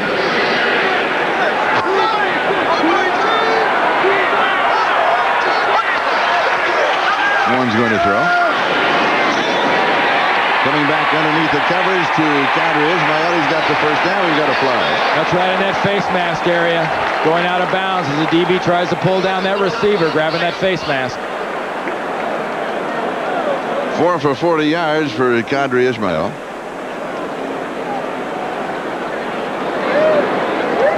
Five or 15 on the face mask call. That's always a discussion when you have a face mask. Wait, no, let's not wait. Hang on. It's face mask. We know that. Let's go. Well, is it 5 or 15? Okay, here it is. Face mask foul on the tackle on number 27. Defense, 5-yard penalty, first down. The 5 yards, so accidental, incidental contact. That's an incidental full-on, full-hand grab. But watch his right hand get on the face mask. Watch Moore's right hand. It's on it. He knows it, and watch him release it. Yep. Then he lets it go. If he keeps grabbing and pulls him down, that makes it a 15-yarder.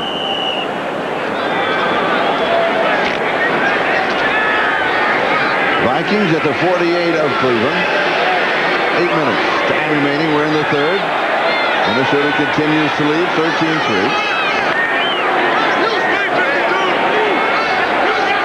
One's taking a lot of time. Defense not changing. Carter, one hand. We've got a flag down. He's going to pick on the kid. Tim Jacobs is replacing Antonio Langham. Warren might have taken too much time.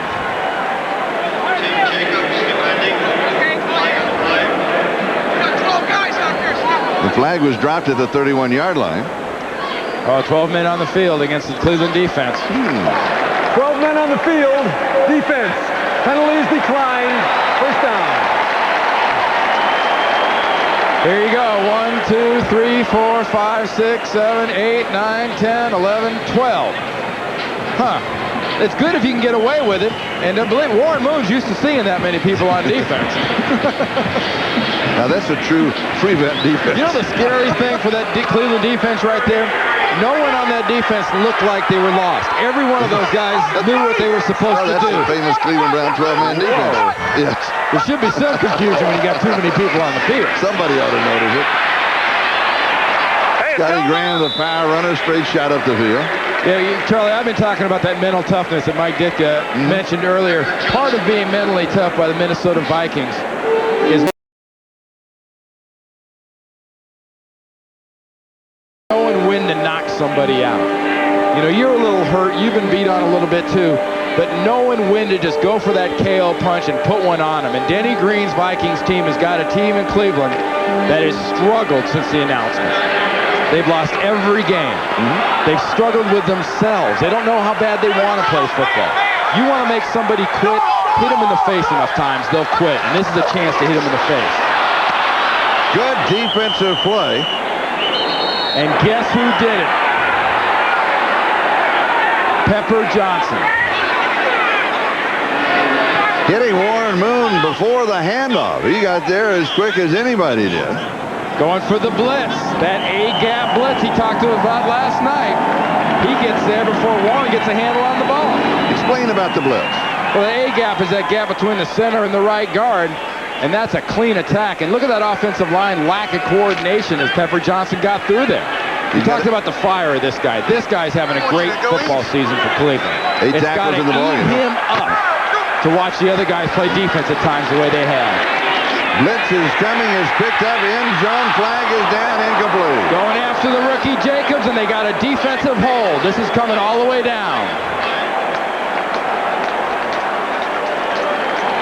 Working against Jake Reed, 5'10 corner, 6'3 receiver, defensive holding. Pass interference, number 41, defense.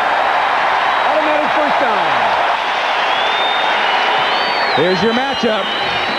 Warren Moon liked it. Warren Moon saw it. Little contact down the field. I'm not sure I agree with that. He slipped and went into him. I'm not sure I agree with that. He put his right arm out there to impede Reed. Let's go back and look at it. He put that right arm out there, Charlie. Look at it the other way. To stop the progress down the field. That's what made it illegal contact. Okay, do we have time to see the first one? Nope, time is out. Yeah, we'll have time. The ball's at the 11-yard line. We have 6:15. Time remaining. We'll look at it when we come back. We'll step aside. Back in a moment. Let me guess. One side of you craves easy chair comfort, while the... You still think it's ticky-tack? Watch the right arm. Watch Jacobs stumble right here. Watch the right arm come out. You know why that right arm's there? That's 12 yards down the field. That's 7 yards past the area he's allowed to hit him. You can't touch the receiver. Okay, now let's show it. You used to be able to maul him, Charlie. You can't maul him anymore, and you can't put your arm out. But let's look at it in regular speed. Look at it in regular speed. And it's less of a maul. It's less of a tick. It is not a maul. It's not blatant. Yeah. It's illegal. Regular speed. Here it is. It's illegal. Regular speed. It's kind of like driving 59 miles an hour on the freeway. But that's legal now. That's nothing. It's ticky-tack. He didn't get good wood on him. It's a penalty. Wrong. All right. Vikings have gone from the 11 to the 11. First down. Oh, we've diagrammed that little sucker, haven't we? Warren wanted to go left. Now he's scrambling. Now he's in trouble. Head for the sideline. Warren, get out of bounds. You're 39 years old. Don't hurt yourself. Well, he's going to play for 3 or 4 more years. And not if Big Dan Footman's got anything to say about it. He won't play for 2 or 3 more minutes if he can catch him before he gets out of bounds. Hey, this is an amazing athlete, Warren Moon. You know, we've talked about the fact he's thrown for more yards than anybody else. He had a very slow start this year. His right shoulder was bothering him. You know, Jim Gray had an interview about the off-the-field problems of Warren Moon this offseason. They were very well documented. They kind of started and fed over and bled over into his football. But the last month and a half, this quarterback and these receivers have just been on fire. Second down. He's throwing this one away. Now, here's the situation. The Vikings started at their own 11. They've moved down now inside the 10-yard line of the Browns. If the Browns can once again hold them to a field goal, then they can stay in the ball game. And of course, Warren Moon has been great in the red zone, great on third down, but if the Browns can hold them to a field goal, then they're still in the ball game. Until today. Warren Moon and the Vikings have not been that strong in the red zone. Here he is on third down. Great. He's had a great 95, but you know, we're talking about this is the church of what's happening now. You mean what he's had for me today? Is so far they're 1 of 3 in the red zone. Cardinals across in motion. Touchdown. And that's what's happening now. Jake Reed. Jake Reed. His 7th touchdown of the year.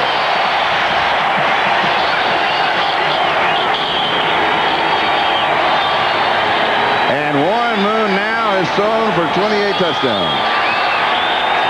And Warren Moon throws this ball in the perfect position. Jake Reed, look at the body. See the body between Jacobs and the ball? Jacobs could have played that 2 times tighter and would have never had a chance. And boy, they come out in this second half and found the rookie working in Langham's place. Here's the extra point attempt. Right down the middle for Rod Gervais. little short drop by Warren Moon. They need immediate pressure. Pressure's late. Points on the board, Minnesota. Walking off one of the hits that he got on that touchdown drive of 89 yards. Tim Jacobs replacing Antonio Langham. Langham out with that shoulder problem. Jacobs from Delaware in his third year. Third year. I was mistaken, referring to the young man as a rookie. He's got limited experience, 11 tackles total in his career so far for the Cleveland Browns, a 93 free agent. But Warren's got to be on the phone upstairs just saying, just give me more of the same. A little more protection, because he's starting to drill me in my lower legs, and that's why he's limping a little bit. And here's the carry.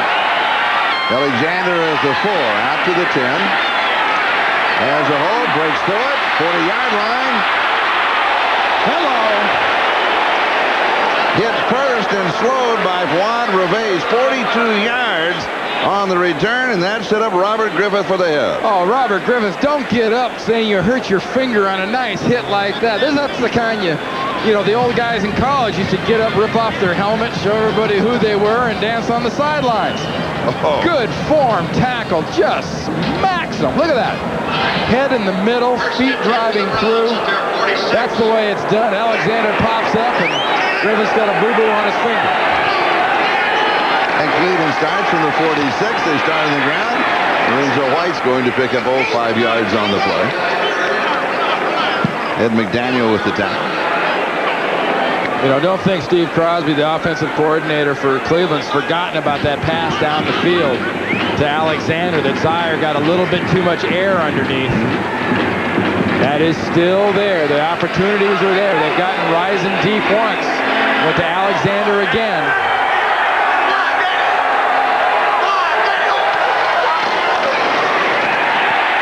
Lose a couple of yards. Lorenzo White. You're down 20-3. Why aren't you throwing? Well, why aren't you throwing, and why isn't a guy like Andre Rison in the game? Yeah. We talked about him missing the first quarter, but he's been in, he's made plays. You know, this guy replaced somebody, sort of, in Eric Metcalf. And Crosby and the Cleveland coaches, no one could really quite figure out what to do with Eric Metcalf. And here's what Metcalf's done this year with Atlanta, 87 catches, last year 47. Andre, 81 with Atlanta, 39 with Cleveland. It's almost as if these guys don't quite know what to do with that much talent. And they don't know what to do now because they take a timeout. You know, you've got that kind of speed. He's got one catch for 49 yards. That's Antonio Langham right there next to him, who's got the bad right shoulder. You can see he's got the right shoulder in the sling. But Andre has been very successful. That's Steve Everett, the inactive center, standing in front of him and talking to him. Sometimes you just gotta wonder. Total yards second half, minus 17 yards. Why don't you get as much of your offensive tools, as much of your offensive talents in the game? Clock is stopped, 4:23, time remaining in the third. And Cleveland also now has taken their second time out of the second half, and the Browns have yet to pick up a first down here in the third quarter. You know, a lot is made of this move to Baltimore. One thing people, I think, are overlooking is you got a lot of high-paid teams on this Cleveland Brown team. If they make the Cleveland Browns stay in Cleveland through the courts or whatever, can you imagine the dismantling of this team, the cut costs? The Cleveland Browns will look like the Houston Astros next year if they got to stay in Cleveland. They'll have all minimum wages. And here's the look that they wanted. They saw before. Comeback pattern now on the far side. Alexander was covered deep. He came back and he catches it. And they're going to convert and pick up the first down. 12 yards. I tell you, Zier's got an arm on him, though, doesn't he? He does. This young guy, everybody made a big deal about, gee, he's not tall enough. He's got a 6'5" arm. Unfortunately, it's on a 6-foot tall body, but this 6'5" arm can bring it. And he'll step up. He is not a guy afraid of getting hit, because I'll tell you one thing. I live in Atlanta. I saw a lot of these Georgia games on tape. He got smacked a lot in Georgia. He has got guts to score. He's got the first down here. Here's the touch, has a man, and it is intercepted. The safety again coming on. Too much air once again, as we saw earlier in the ballgame. Orlando Thomas, that's number 7. That's his 7th interception. He was tied for the lead in the NFC with 6. That's number 7. And exactly what you said, Charlie. He's got the receiver open. Jackson is ready. there might have been too much air underneath that pass, but there was not too much air left in Eric Zier's lungs after this. Watch for John Randall. Ooh. Helmet in the stomach. That's a gasper for Eric Zier. See the quick turn of the head? That's called an interested participant. He's trying to look around and see what's going on. Brad Johnson in for the Minnesota Vikings, Charlie, at quarterback. We saw Warren Moon ripping around a little bit on the sideline. He's got the dreaded baseball cap on. Vikings are up by a score of 20-3. 3:46 time remaining. We're in the third quarter. Brad Johnson, 16 of 25 on the year. He's thrown for 200 yards. No touchdowns. He has thrown for an interception. He hands off to Scotty Graham. He's wrapped up by Rob Burnell. And you got so Jim Gray will try and check it out to see if it's really a major injury or if just something that Warren wants to kind of walk off, maybe miss a series or two, or see if the Vikings can do it without it. Well, if the defense can keep playing this way against the offense, they don't need Warren Moon.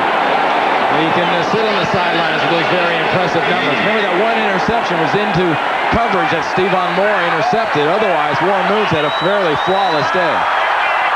Carter comes across in motion. Play action fake. Back underneath the coverage to Carter. Oops, steps out of bounds. Moon completing 20 of 29, 267 yards, 2 touchdowns and 1 interception, and the play that he got nicked on. Now watch his lower body.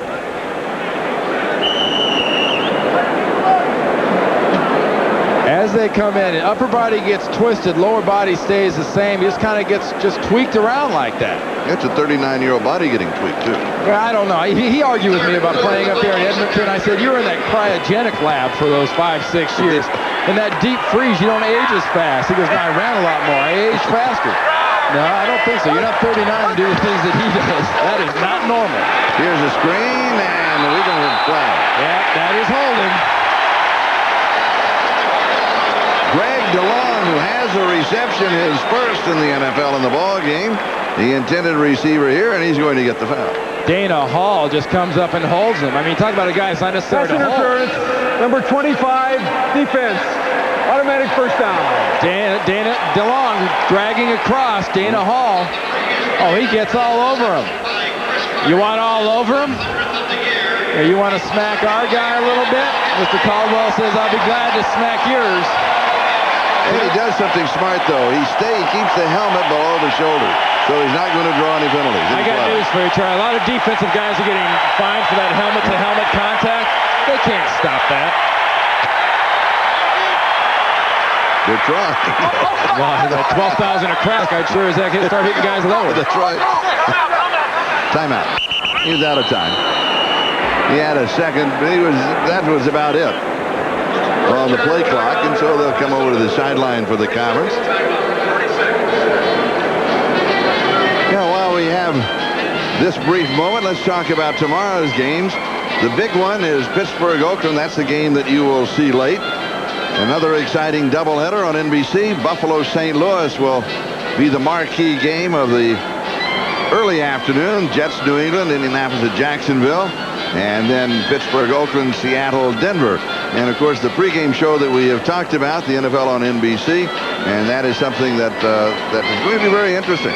And also the Commissioner, Paul Tagliabue, is going to be visiting with him in the studio. Well, not only the Commissioner will be there, but I'm very interested to see the cross-section of people they're going to talk to. Talk to over 30 people, players, coaches, front office, owners. I mean, they got a little bit of everybody and get their opinions. Obviously, the players are going to say, problem? What problem? You know, as a group, we're making a lot of money. The biggest challenge in the NFL right now is chemistry. How do you maintain uniform effort on teams where you got 12, 13, 14 guys making millions of dollars and the other 30 guys making minimum, and you need the equal effort out of both groups? It's a real challenge for coaches. On first down, Scotty Graham's going to pick up a couple of yards for the Vikings. Carl Banks for the Browns will make the tackle. We're moving on the 2-minute mark, time remaining. We're in the third quarter here at the Metrodome. Dennis Green is record 7-6 coming into the ballgame, a win here.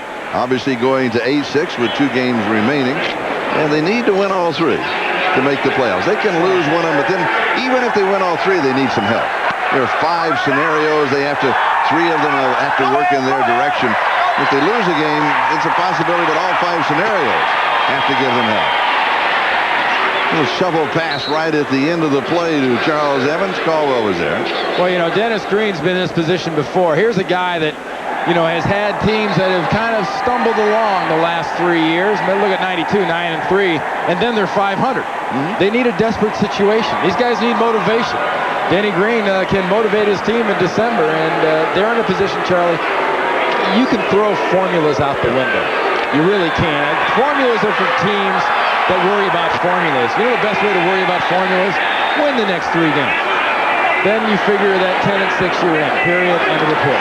And if Commissioner Tagliabue calls you, you know you're in. Here's Carter. Again, they're picking on Tim Jacobs. And that is an 18-yard reception, and that is his 6th reception of the ball game on the year, 101. And the challenge does not stop at the coverage for a defensive back. The challenge just starts once this guy catches the ball. It's amazing what he can do. 6 catches, 113 yards. That ties him with Herman Moore for the league lead at 101 catches. Vikings are up by 17 points. Browns come with a blitz. It's red. Greg DeLong has his 2nd reception of the ball game, and he is dropped in his track. He's looked pretty good, hasn't he? He comes on. He, in reality, is the 3rd tight end for the Vikings. Well, it's one of those things. Bashan Adams comes up and fills, and hey, you want a quick pass? We'll give you a quick pass, but you're going to make you earn it. They've made the young guy earn it, but that's what you're going to see out of a backup quarterback. Nothing fancy down the field. Short, accurate passes that don't get him in trouble. So we'll take the countdown. That is the end of the 3rd quarter. We'll be right back after these messages from your local station. Back to the Metrodome. The Vikings lead by 17. Warren Moon has bruised his ribs. They will x-ray him after the game. He probably will not return because they have a 20-3 lead. If he was needed, he may be able to come back. And that lead may change. Scotty Graham breaks one down the left side. Scotty Graham has been just enough of a factor today running game-wise, taking a lot of pressure off this passing game for the Minnesota Vikings. Giving him those 3 and 4 yards when he can, getting 5 or 6 once in a while, ripping off a big long one here, and getting his 16th carry now for 72 yards. That's all Denny Green and this offense wants out of the running backs, Ampley and Scotty Graham. You give us 90, 100 yards as a group, you've done your job. Thus far in the second half, the Cleveland Browns offensively, look at that. -5 yards total. Vikings dominating the second half. Scotty Graham getting the call again. It'll be 2nd down and goal to go. Tim Gold with the tackle.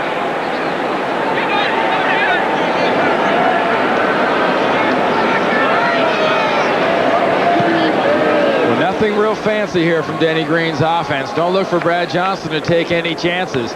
The job that Randall McDaniel and company have done up front so far in this game down in this territory, there's no reason just not to keep blasting at it. Charles Evans, the fullback, is the lead blocker.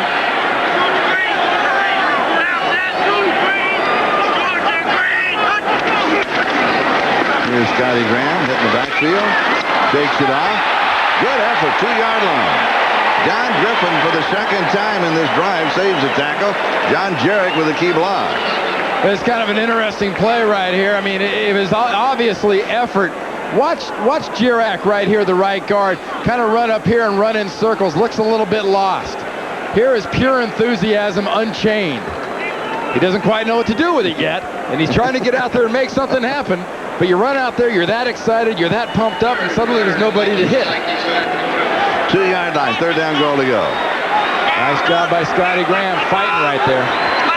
Charles Evans, who has scored a touchdown, is the remaining back over the top into the end zone touchdown. His 2nd of the ball game. And the 2nd of his career. Well, I talked about Jarek, the young guard, being a little bit lost on that last play, but there was nothing lost about Jarek and Corey Stringer, the right tackle on that one. Big Randall McDaniel and Todd Stussy get big push from the backside. Onside, their guys are in the end zone. Watch the lack of penetration and the push off these purple jerseys.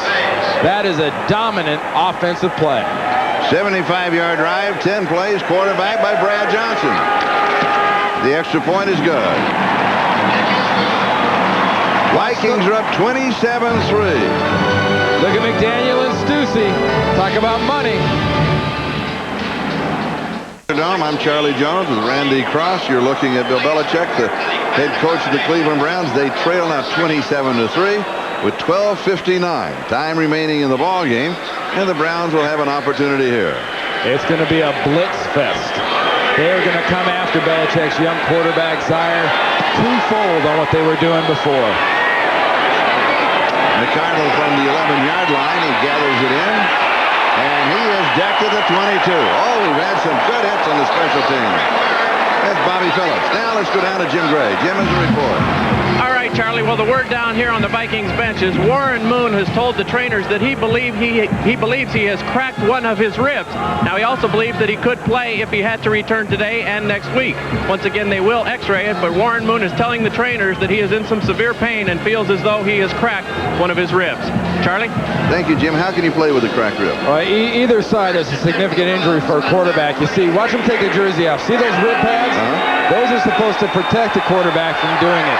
But you get that side where you had a double impact, both sides. You can't play for that. That's physics. But, you know, it affects the throwing motion of a quarterback. You see him grab that left side a little bit when he goes over and takes those pads off. That is something as they apply an ice bag and try to get any kind of swelling down on those ribs. A quarterback can play with that. He can get extra padding. Can you take shots? You've got to deaden that area. Yeah. You've got to do it, and what it means is there's only 3 hours a week it doesn't hurt you. And that's 3 hours on Sunday. Otherwise, if you sneeze, cough, pick up your kid. Oh. Wow. Zier is decked.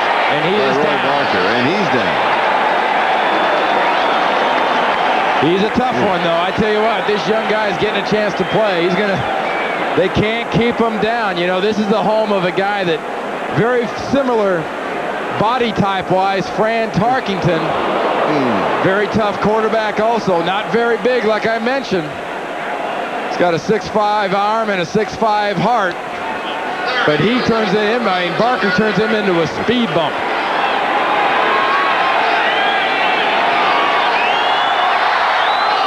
Third and 11. And we got jumping. That'll be a false start. That's on RV and Jones on the left side. Back to Warren Moon. If you take a shot to deaden it, is that dangerous? False start. Number 70, offense. 5-yard penalty. Third down. It's always dangerous anytime you do that. It's a fact of life in the NFL, though. I mean, people do that. The big danger when you do that to a rib, though, Charlie, especially a cracked rib, is the danger of it coming out. That's when, I mean, you get a severe rib injury like that, you have the danger of a punctured lung. You know, so it's something you don't know, yeah. Something you have to weigh when you're doing something like that. That's why we wear extra protection. Going deep into coverage, and it's going to be intercepted. Another one for Orlando Thomas. That's 8 on the year, Charlie. Zier took another big shot, another pass. You said it before. Too much air. The Vikings have the ball now with 12:05 left in the ball game, and they lead it 27-3. You're looking at Eric Zier, number 10. In reality, that interception, though, although he is not thrilled with it, it's just about the same as a long punt. But that was third down. He wants another opportunity. It's Orlando Thomas playing the position exactly as Tony Dungy wants him to. A deep center field, reacting to the ball. So the Vikings go to work. Just over 12 minutes left to go on the ball. They'll work on the clock now. Scotty Graham is the ball carrier. You have a flag down? Flag down right in the middle of that line. Usually means holding. The Vikings have, in the second half, 10 first downs, and the Browns only 1. Holding. Number 62, offense. 10-yard penalty. First down. Probably on Jeff Christie, the Vikings center. You're talking about yards and whatnot, Charlie. In the last 6 games, 66 points for the Cleveland Browns. That does not get it done. Yeah, I don't buy this. Everything links to the move to Baltimore stuff. You know, that's the excuse. That's the problem. The problem mainly is the execution of Bill Belichick's team this year from about the 4th game on has stunk. Terrible on all phases. In the last month and a half, as a group, this team's given up. There's still guys like Pepper Johnson playing their hearts out. Other guys, Zier obviously playing hard. As a group, they have given up, and I think that's stupid. Because if you don't play hard in this situation, I've been on 2-2-14 teams. I've been on bad teams. If you don't play hard and you don't give every reason for the organization to bring you back, you won't be back. And that applies to everybody. That doesn't just apply to the starters, to the backups. That applies to coaches, players, everybody. You don't give them an excuse, you won't be back. Now, when this was happening, when you were playing, did the players, did you discuss this with each other, with the other members of the offensive line? What did you do as players? You know as a player when you're in a bad situation. Interception. Intercepted down the far sideline. Dana Hall. And he is out of bounds, and the Cleveland Browns now will have an opportunity at the 37-yard line of the Vikings. We talked about Eric Zier going at it. He's going to get another chance because Dana Hall takes advantage of a ball that has too much air. Too much air underneath it. I'm a quick learner. Brad Johnson floats that up. Not only is it floated, but it is short. Look at the pressure on Johnson. They haven't all quit. Back to the ball game, Eric Zier, the rookie from Georgia, taken in the 3rd round of the draft. In the ball game, 6 of 15, 93 yards, 3 interceptions. Play action fake. Comes out with a nice little swing pass in the right flat to Harold Bishop, one of the tight ends. We have a trio of tight ends, Brian Kitchen, Frank Hartley, and Harold Bishop. Donald Frank makes the tackle. You know, Zier's got a bright future, I think, in the NFL. He's going to play for a while for somebody. I think the comparisons will be made about the 95 draft. 2 names will come up a lot. One will be Terrell Davis, his former teammate at the University of Georgia. How did he last to the 6th round?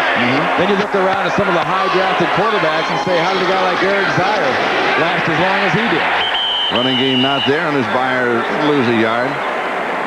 Why spend any time running in this situation?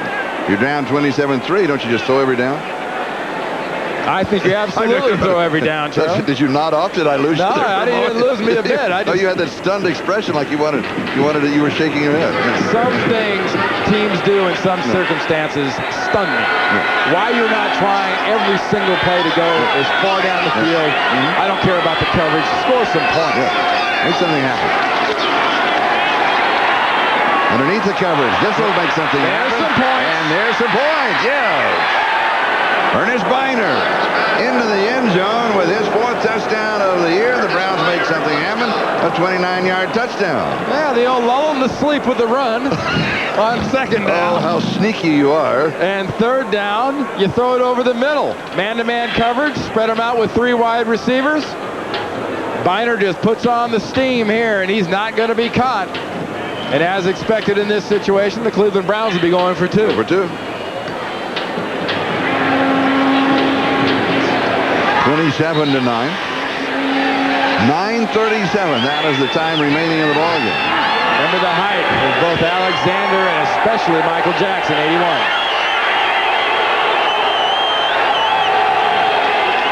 Zier quarterback draw. 2-point conversion, now 27-11. Good play call by Steve Crosby upstairs. Everybody's thinking pass. He drops back 2-3 steps, and he's gone. Now, you can do that with an Eric Zier. I'm not sure you can do that with a Vinny Testaverde. No, I don't think so. There we are. Indoors in the Metro. We mentioned the fact that we were indoors. If you were not with us at the beginning of the telecast, it's warmed up to what now? Probably 4 degrees, and the wind chill is minus 35. You know, Charlie, you've had some special moments here, and not always in the dome. How about a great moment from 1980 outside? Yes. Would win it. Up in the air. Going deep. Hoping. Tip. Caught. Touchdown. You're kidding. The Vikings.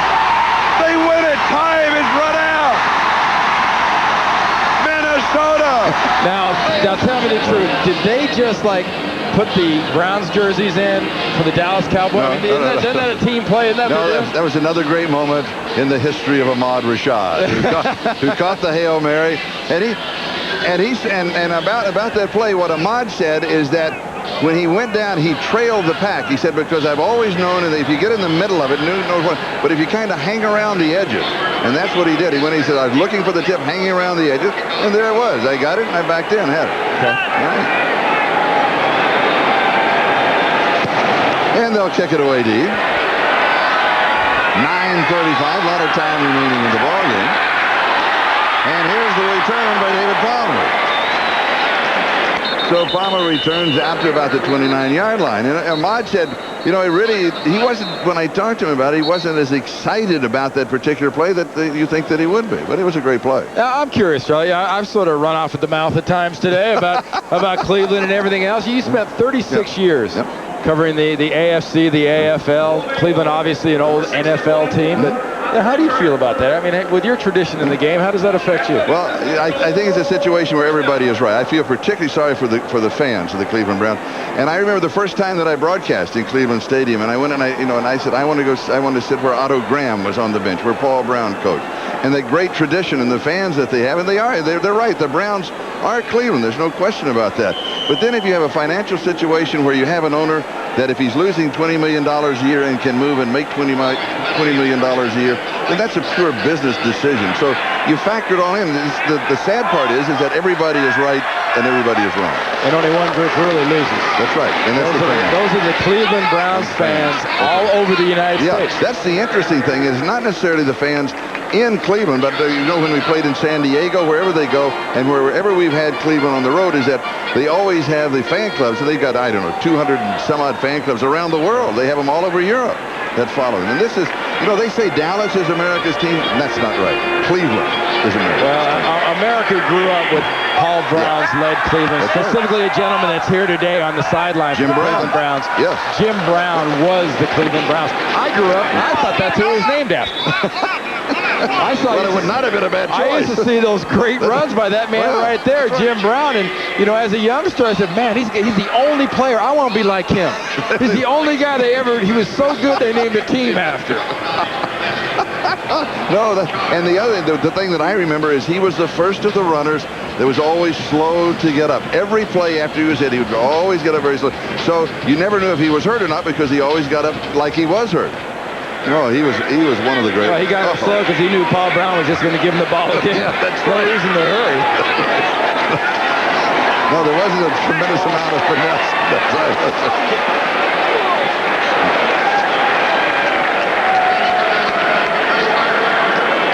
And while we have been visiting, the clock has moved now to 8 minutes, time remaining in the ball game. The Vikings are up by a score of 27-11 over the Cleveland Browns. Cleveland at home, Municipal Stadium next week. Could be their final home game, forever against Cincinnati Bengals. We will be there to cover that one, to be that part of the history at any rate. Then they end up at Jacksonville, the last game of the season. Minnesota at San Francisco, at Cincinnati, as they finish up on the road.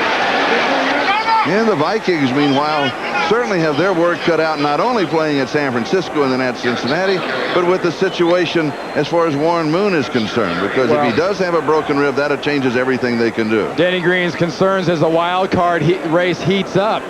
And giving Minnesota, let's say we give them a win, we make them 8-6. Philadelphia, remember, at the top of this pile, plays Dallas tomorrow in Philly. So it could just scrunch right back up again. And they need Atlanta to lose one, Detroit to lose one, St. Louis to lose one, and Chicago to lose one. So they need some help across the board. The bad news for Vikings fans about them winning the last 3 times is their next game against San Francisco, my old team.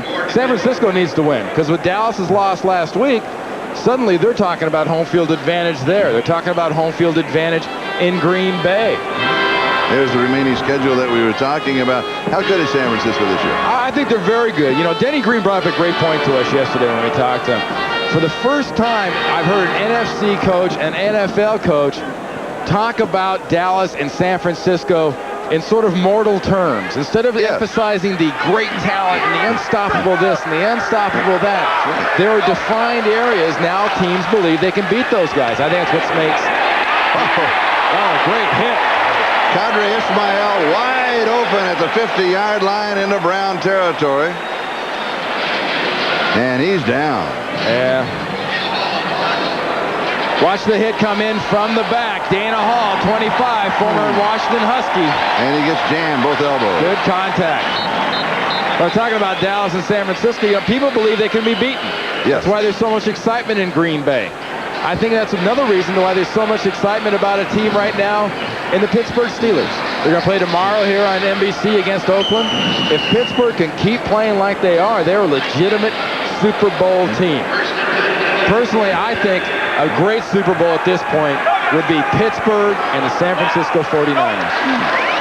Meanwhile, Brad Johnson, here's the handoff on the reverse, and there's David Palmer. They're going to string out. Johnson has completed 8 of 9 for 56 yards. Pepper Johnson with the tackle. Yeah, Ishmael was hit just a moment ago. Well, he took a big hit. Now watch him. Look at his face. Takes off his helmet. Watch his eyes. Remember that old commercial, that old cartoon? Which way did they go, George? Which way did they go? That was a train. That is a facial version. That's kind of like Marcel Marceau, the famous mime saying, I'm impressed with that hit. It is tipped, and then it is caught by Carter. And he turns for another yard, and now we've got a flag. Something going on here by Tim Jacobs, perhaps, or was it Mike Caldwell? Caldwell came in there a little bit with his helmet at the end late. Meanwhile, Pepper Johnson, the middle linebacker for the Browns, 13 tackles in the ball game.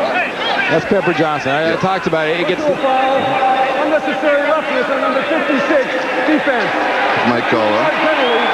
First down. Hey, you know, a year like Pepper's having gets lost in the shuffle as everybody else around you can at times look so pathetic. But Pepper is having a fabulous 1995, and it's no consolation. I mean, it's killing this guy. But let's take one more look. Remember what I said about a little bit late and the helmet. There. Right there. Wasn't the helmet. I was wrong. It was the forearm. You see that right arm? He came that thing and then whacked that thing.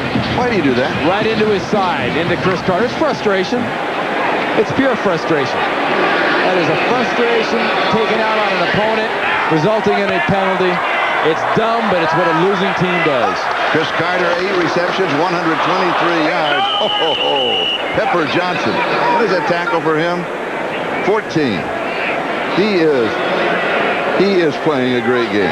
Well, Bill Belichick came here from the New York Giants, and everybody raved about that old New York Giants defense with Lawrence Taylor and Banks and Leonard Marshall and Pepper Johnson. Well, Pepper's all that's really left of that New York Giants defense, and he's playing like he belonged on that old New York Giants defense. Watch him, Phil. Number 52. You think this guy quits? You think he's got any back off on him? This former Ohio State Buckeyes bring it. 14 tackles, 11 unassisted. We got flags. The swing right side is complete to Evans, and he is covered immediately by Dana Hall. You see Evans put his hand out like, don't hit me. They blew the whistle. They whistle. They stopped. It's don't ever expect the defensive player. If he didn't hear the whistle, you're going to get splattered. That's right. Period. Offside, number 94, defense. 5-yard penalty, second down. That's the rookie Mike Frederick, taken in the 3rd round of the draft, played his collegiate ball at Virginia.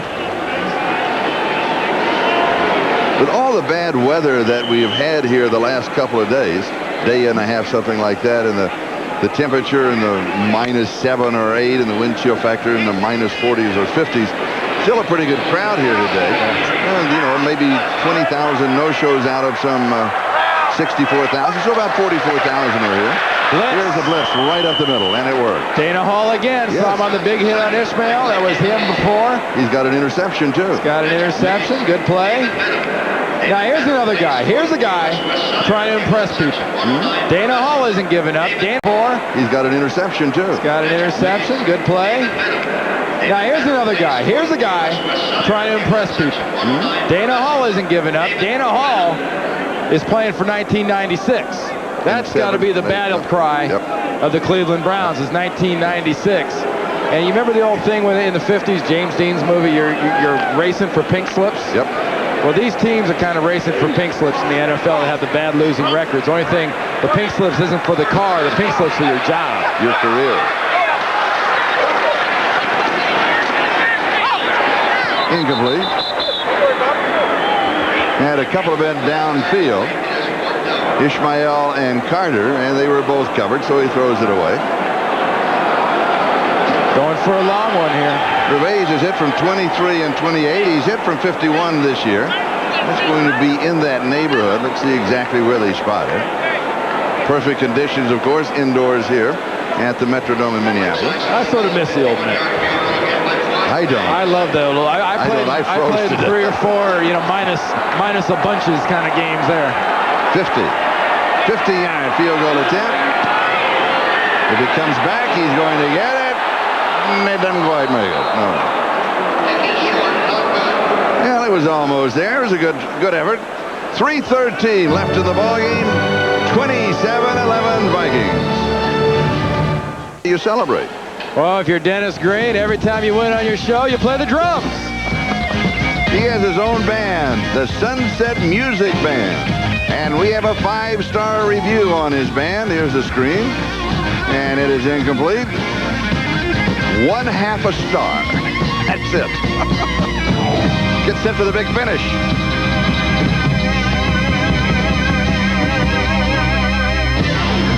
Yeah. After watching him at work, he's a great jazz aficionado, Charlie. He loves that music. But what do you think? Guy too. Keep your day job. It's a 1/2 star at best. I'm really, I mean, we're pushing to get it to a 1/2 star. Well, and that's something else that I noticed too, and it's something that I have to take seriously as far as I'm concerned. That you during the off season lost 65 pounds. You look fabulous. Dennis Green needs your diet. Well, you know something else? It's an NFL curse. Size is only an advantage while you're still, as Pepper Johnson and Tony Jones said, between those lines. Because once you're not between those lines, and Kenny is not between the lines, he's supposed to be standing outside of them. This guy, 3 years in a row, playoffs. Yeah, he's done a great job. He's done some things with this Minnesota Vikings team. Remember, they've played with injuries. Yes. For example, Jeff Brady coming out. Jack Del Rio is out. Jack Del Rio's out. Brady's there. Remember that graphic we put up there about what Dennis Green has done lately in December? And December, I think, in playoffs is where people really want to measure really good coaching. And Dennis Green has been dominant in the month of December. And I'm going on your diet. Yeah. We have a flag down. Pass underneath the coverage is complete. The head fakes by Keenan McConnell, and nothing is happening there. By the way, we have not seen Mike Tice. Tice coming in to join the Vikings. They have 2 tight ends who are injured. We've talked about Greg DeLong, the rookie, drawing the starting assignment. There's Mike.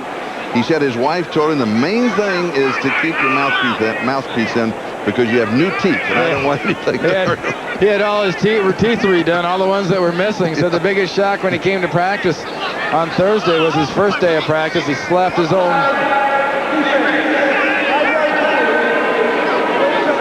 So you won't see any gaps in those teeth. He slapped that old mouthpiece in, and he had to get a knife out and cut all the blank spots out. And his great line to Warren Moon was, "Don't throw it to me unless I'm open in the end zone."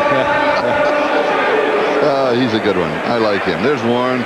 We'll hope to give you an update on his situation.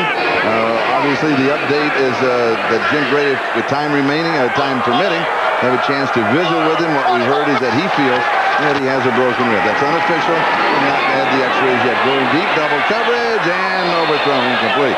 I tell you something, Michael Jackson busted through the double coverage there. Yeah, he did. He really did.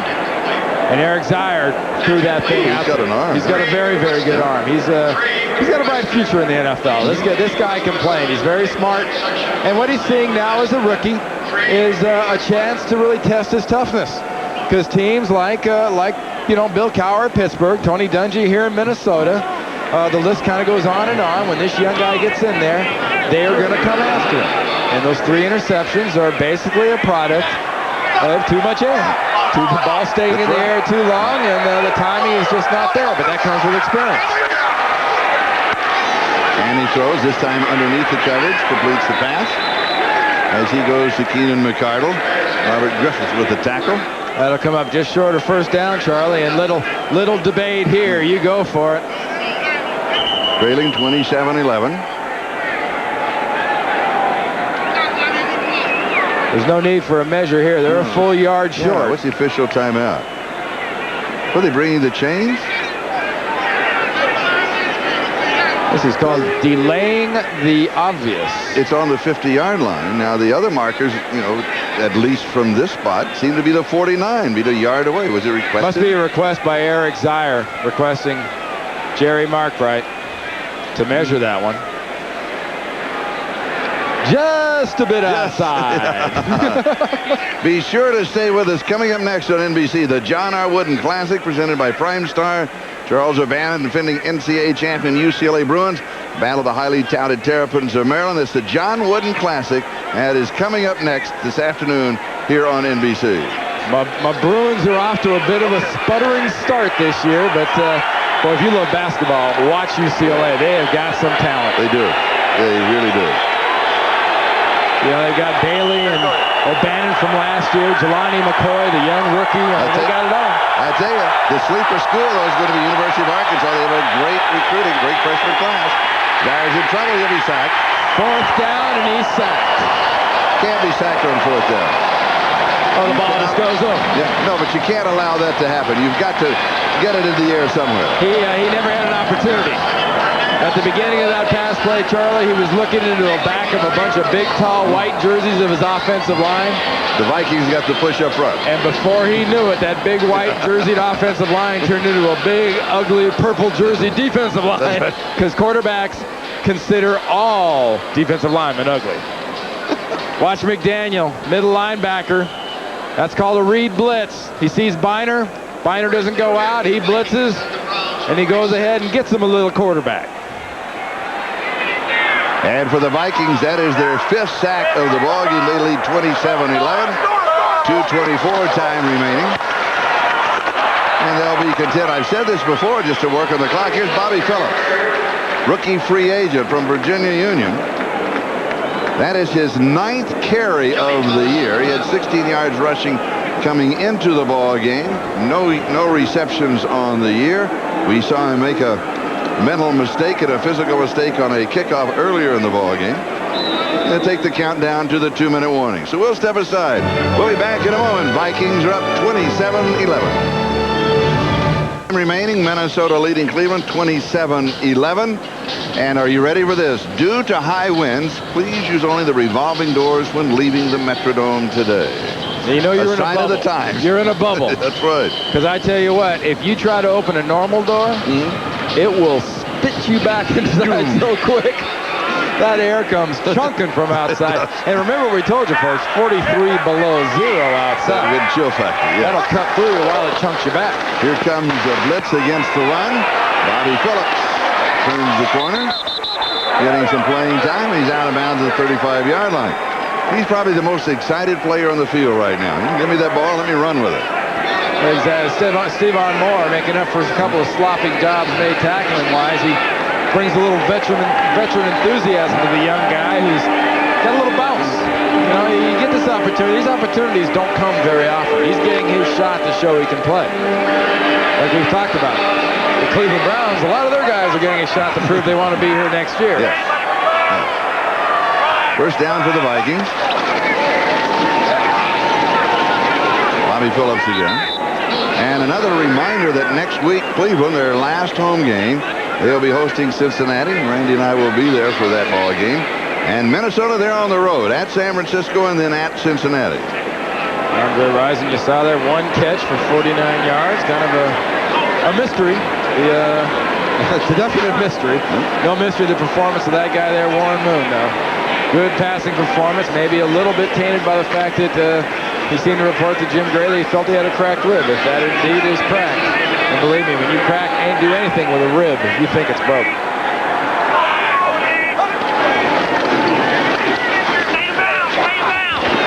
Phillips again. This time, Johnny Thomas, special team specialist from Baylor, moves up and makes the tackle. And so the Vikings will just, of course, take as much time as they can run off the clock. And they get an extra day. Denny Green and company, extra day to go back to San Francisco with that game next week against the 49ers. Denny Green knows a lot about that San Francisco offense. Tony Dungy knows a lot about that San Francisco offense. The big problem in San Francisco for that team, though, is not that the San Francisco offense, it's that top-rated defense is playing over their head. They're playing great this year. And this could well be the last play of the ball game. Bobby Phillips is down at the 40-yard line. And so the Vikings are right in the middle of the wild card picture.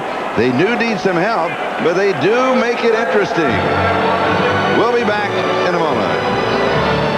15 seconds. That is the time remaining in the ball game. Stay with us immediately following the ball game, as we'll be going to New York, and Greg Gumbel and company will be updating you on everything that is going on. Here's an updated note.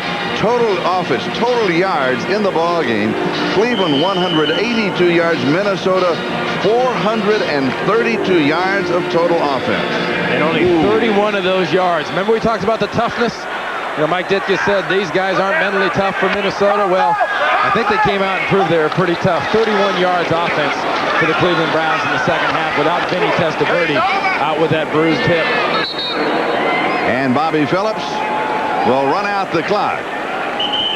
Well, they've stopped the clock with 13 seconds as players have come out. Yes, Minnesota Vikings team with a lot left to prove, though. If they proved they could win this game, Dennis Green's team won this game against a team that pretty much, I think, checked out once they got down a little bit.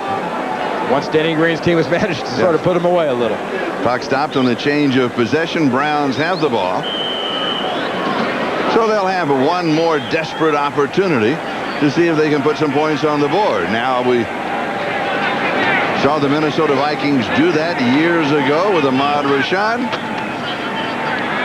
on a Hail Mary, but there was a lot going in that ball game, but nothing going here for the Browns. Three wide receivers on this side. Has to throw it back under the coverage along the sideline and out of bounds. Stopping the clock now with 7 seconds. That's Derek Alexander picking up 18 yards on the play and the first down. And now that sets up a better opportunity for the Hail Mary.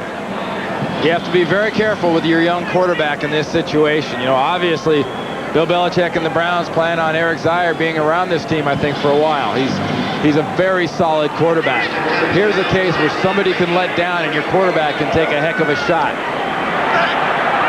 Three wide receivers on the near side. Vikings showing a 4-man rush. They come with 4. And here's the Hail Mary. Into a crowd, and it is intercepted. Charles Mincy has the interception, and with the interception, time runs out. That is the end of the ball game. The Vikings win it 27-11. We'll be back in a moment.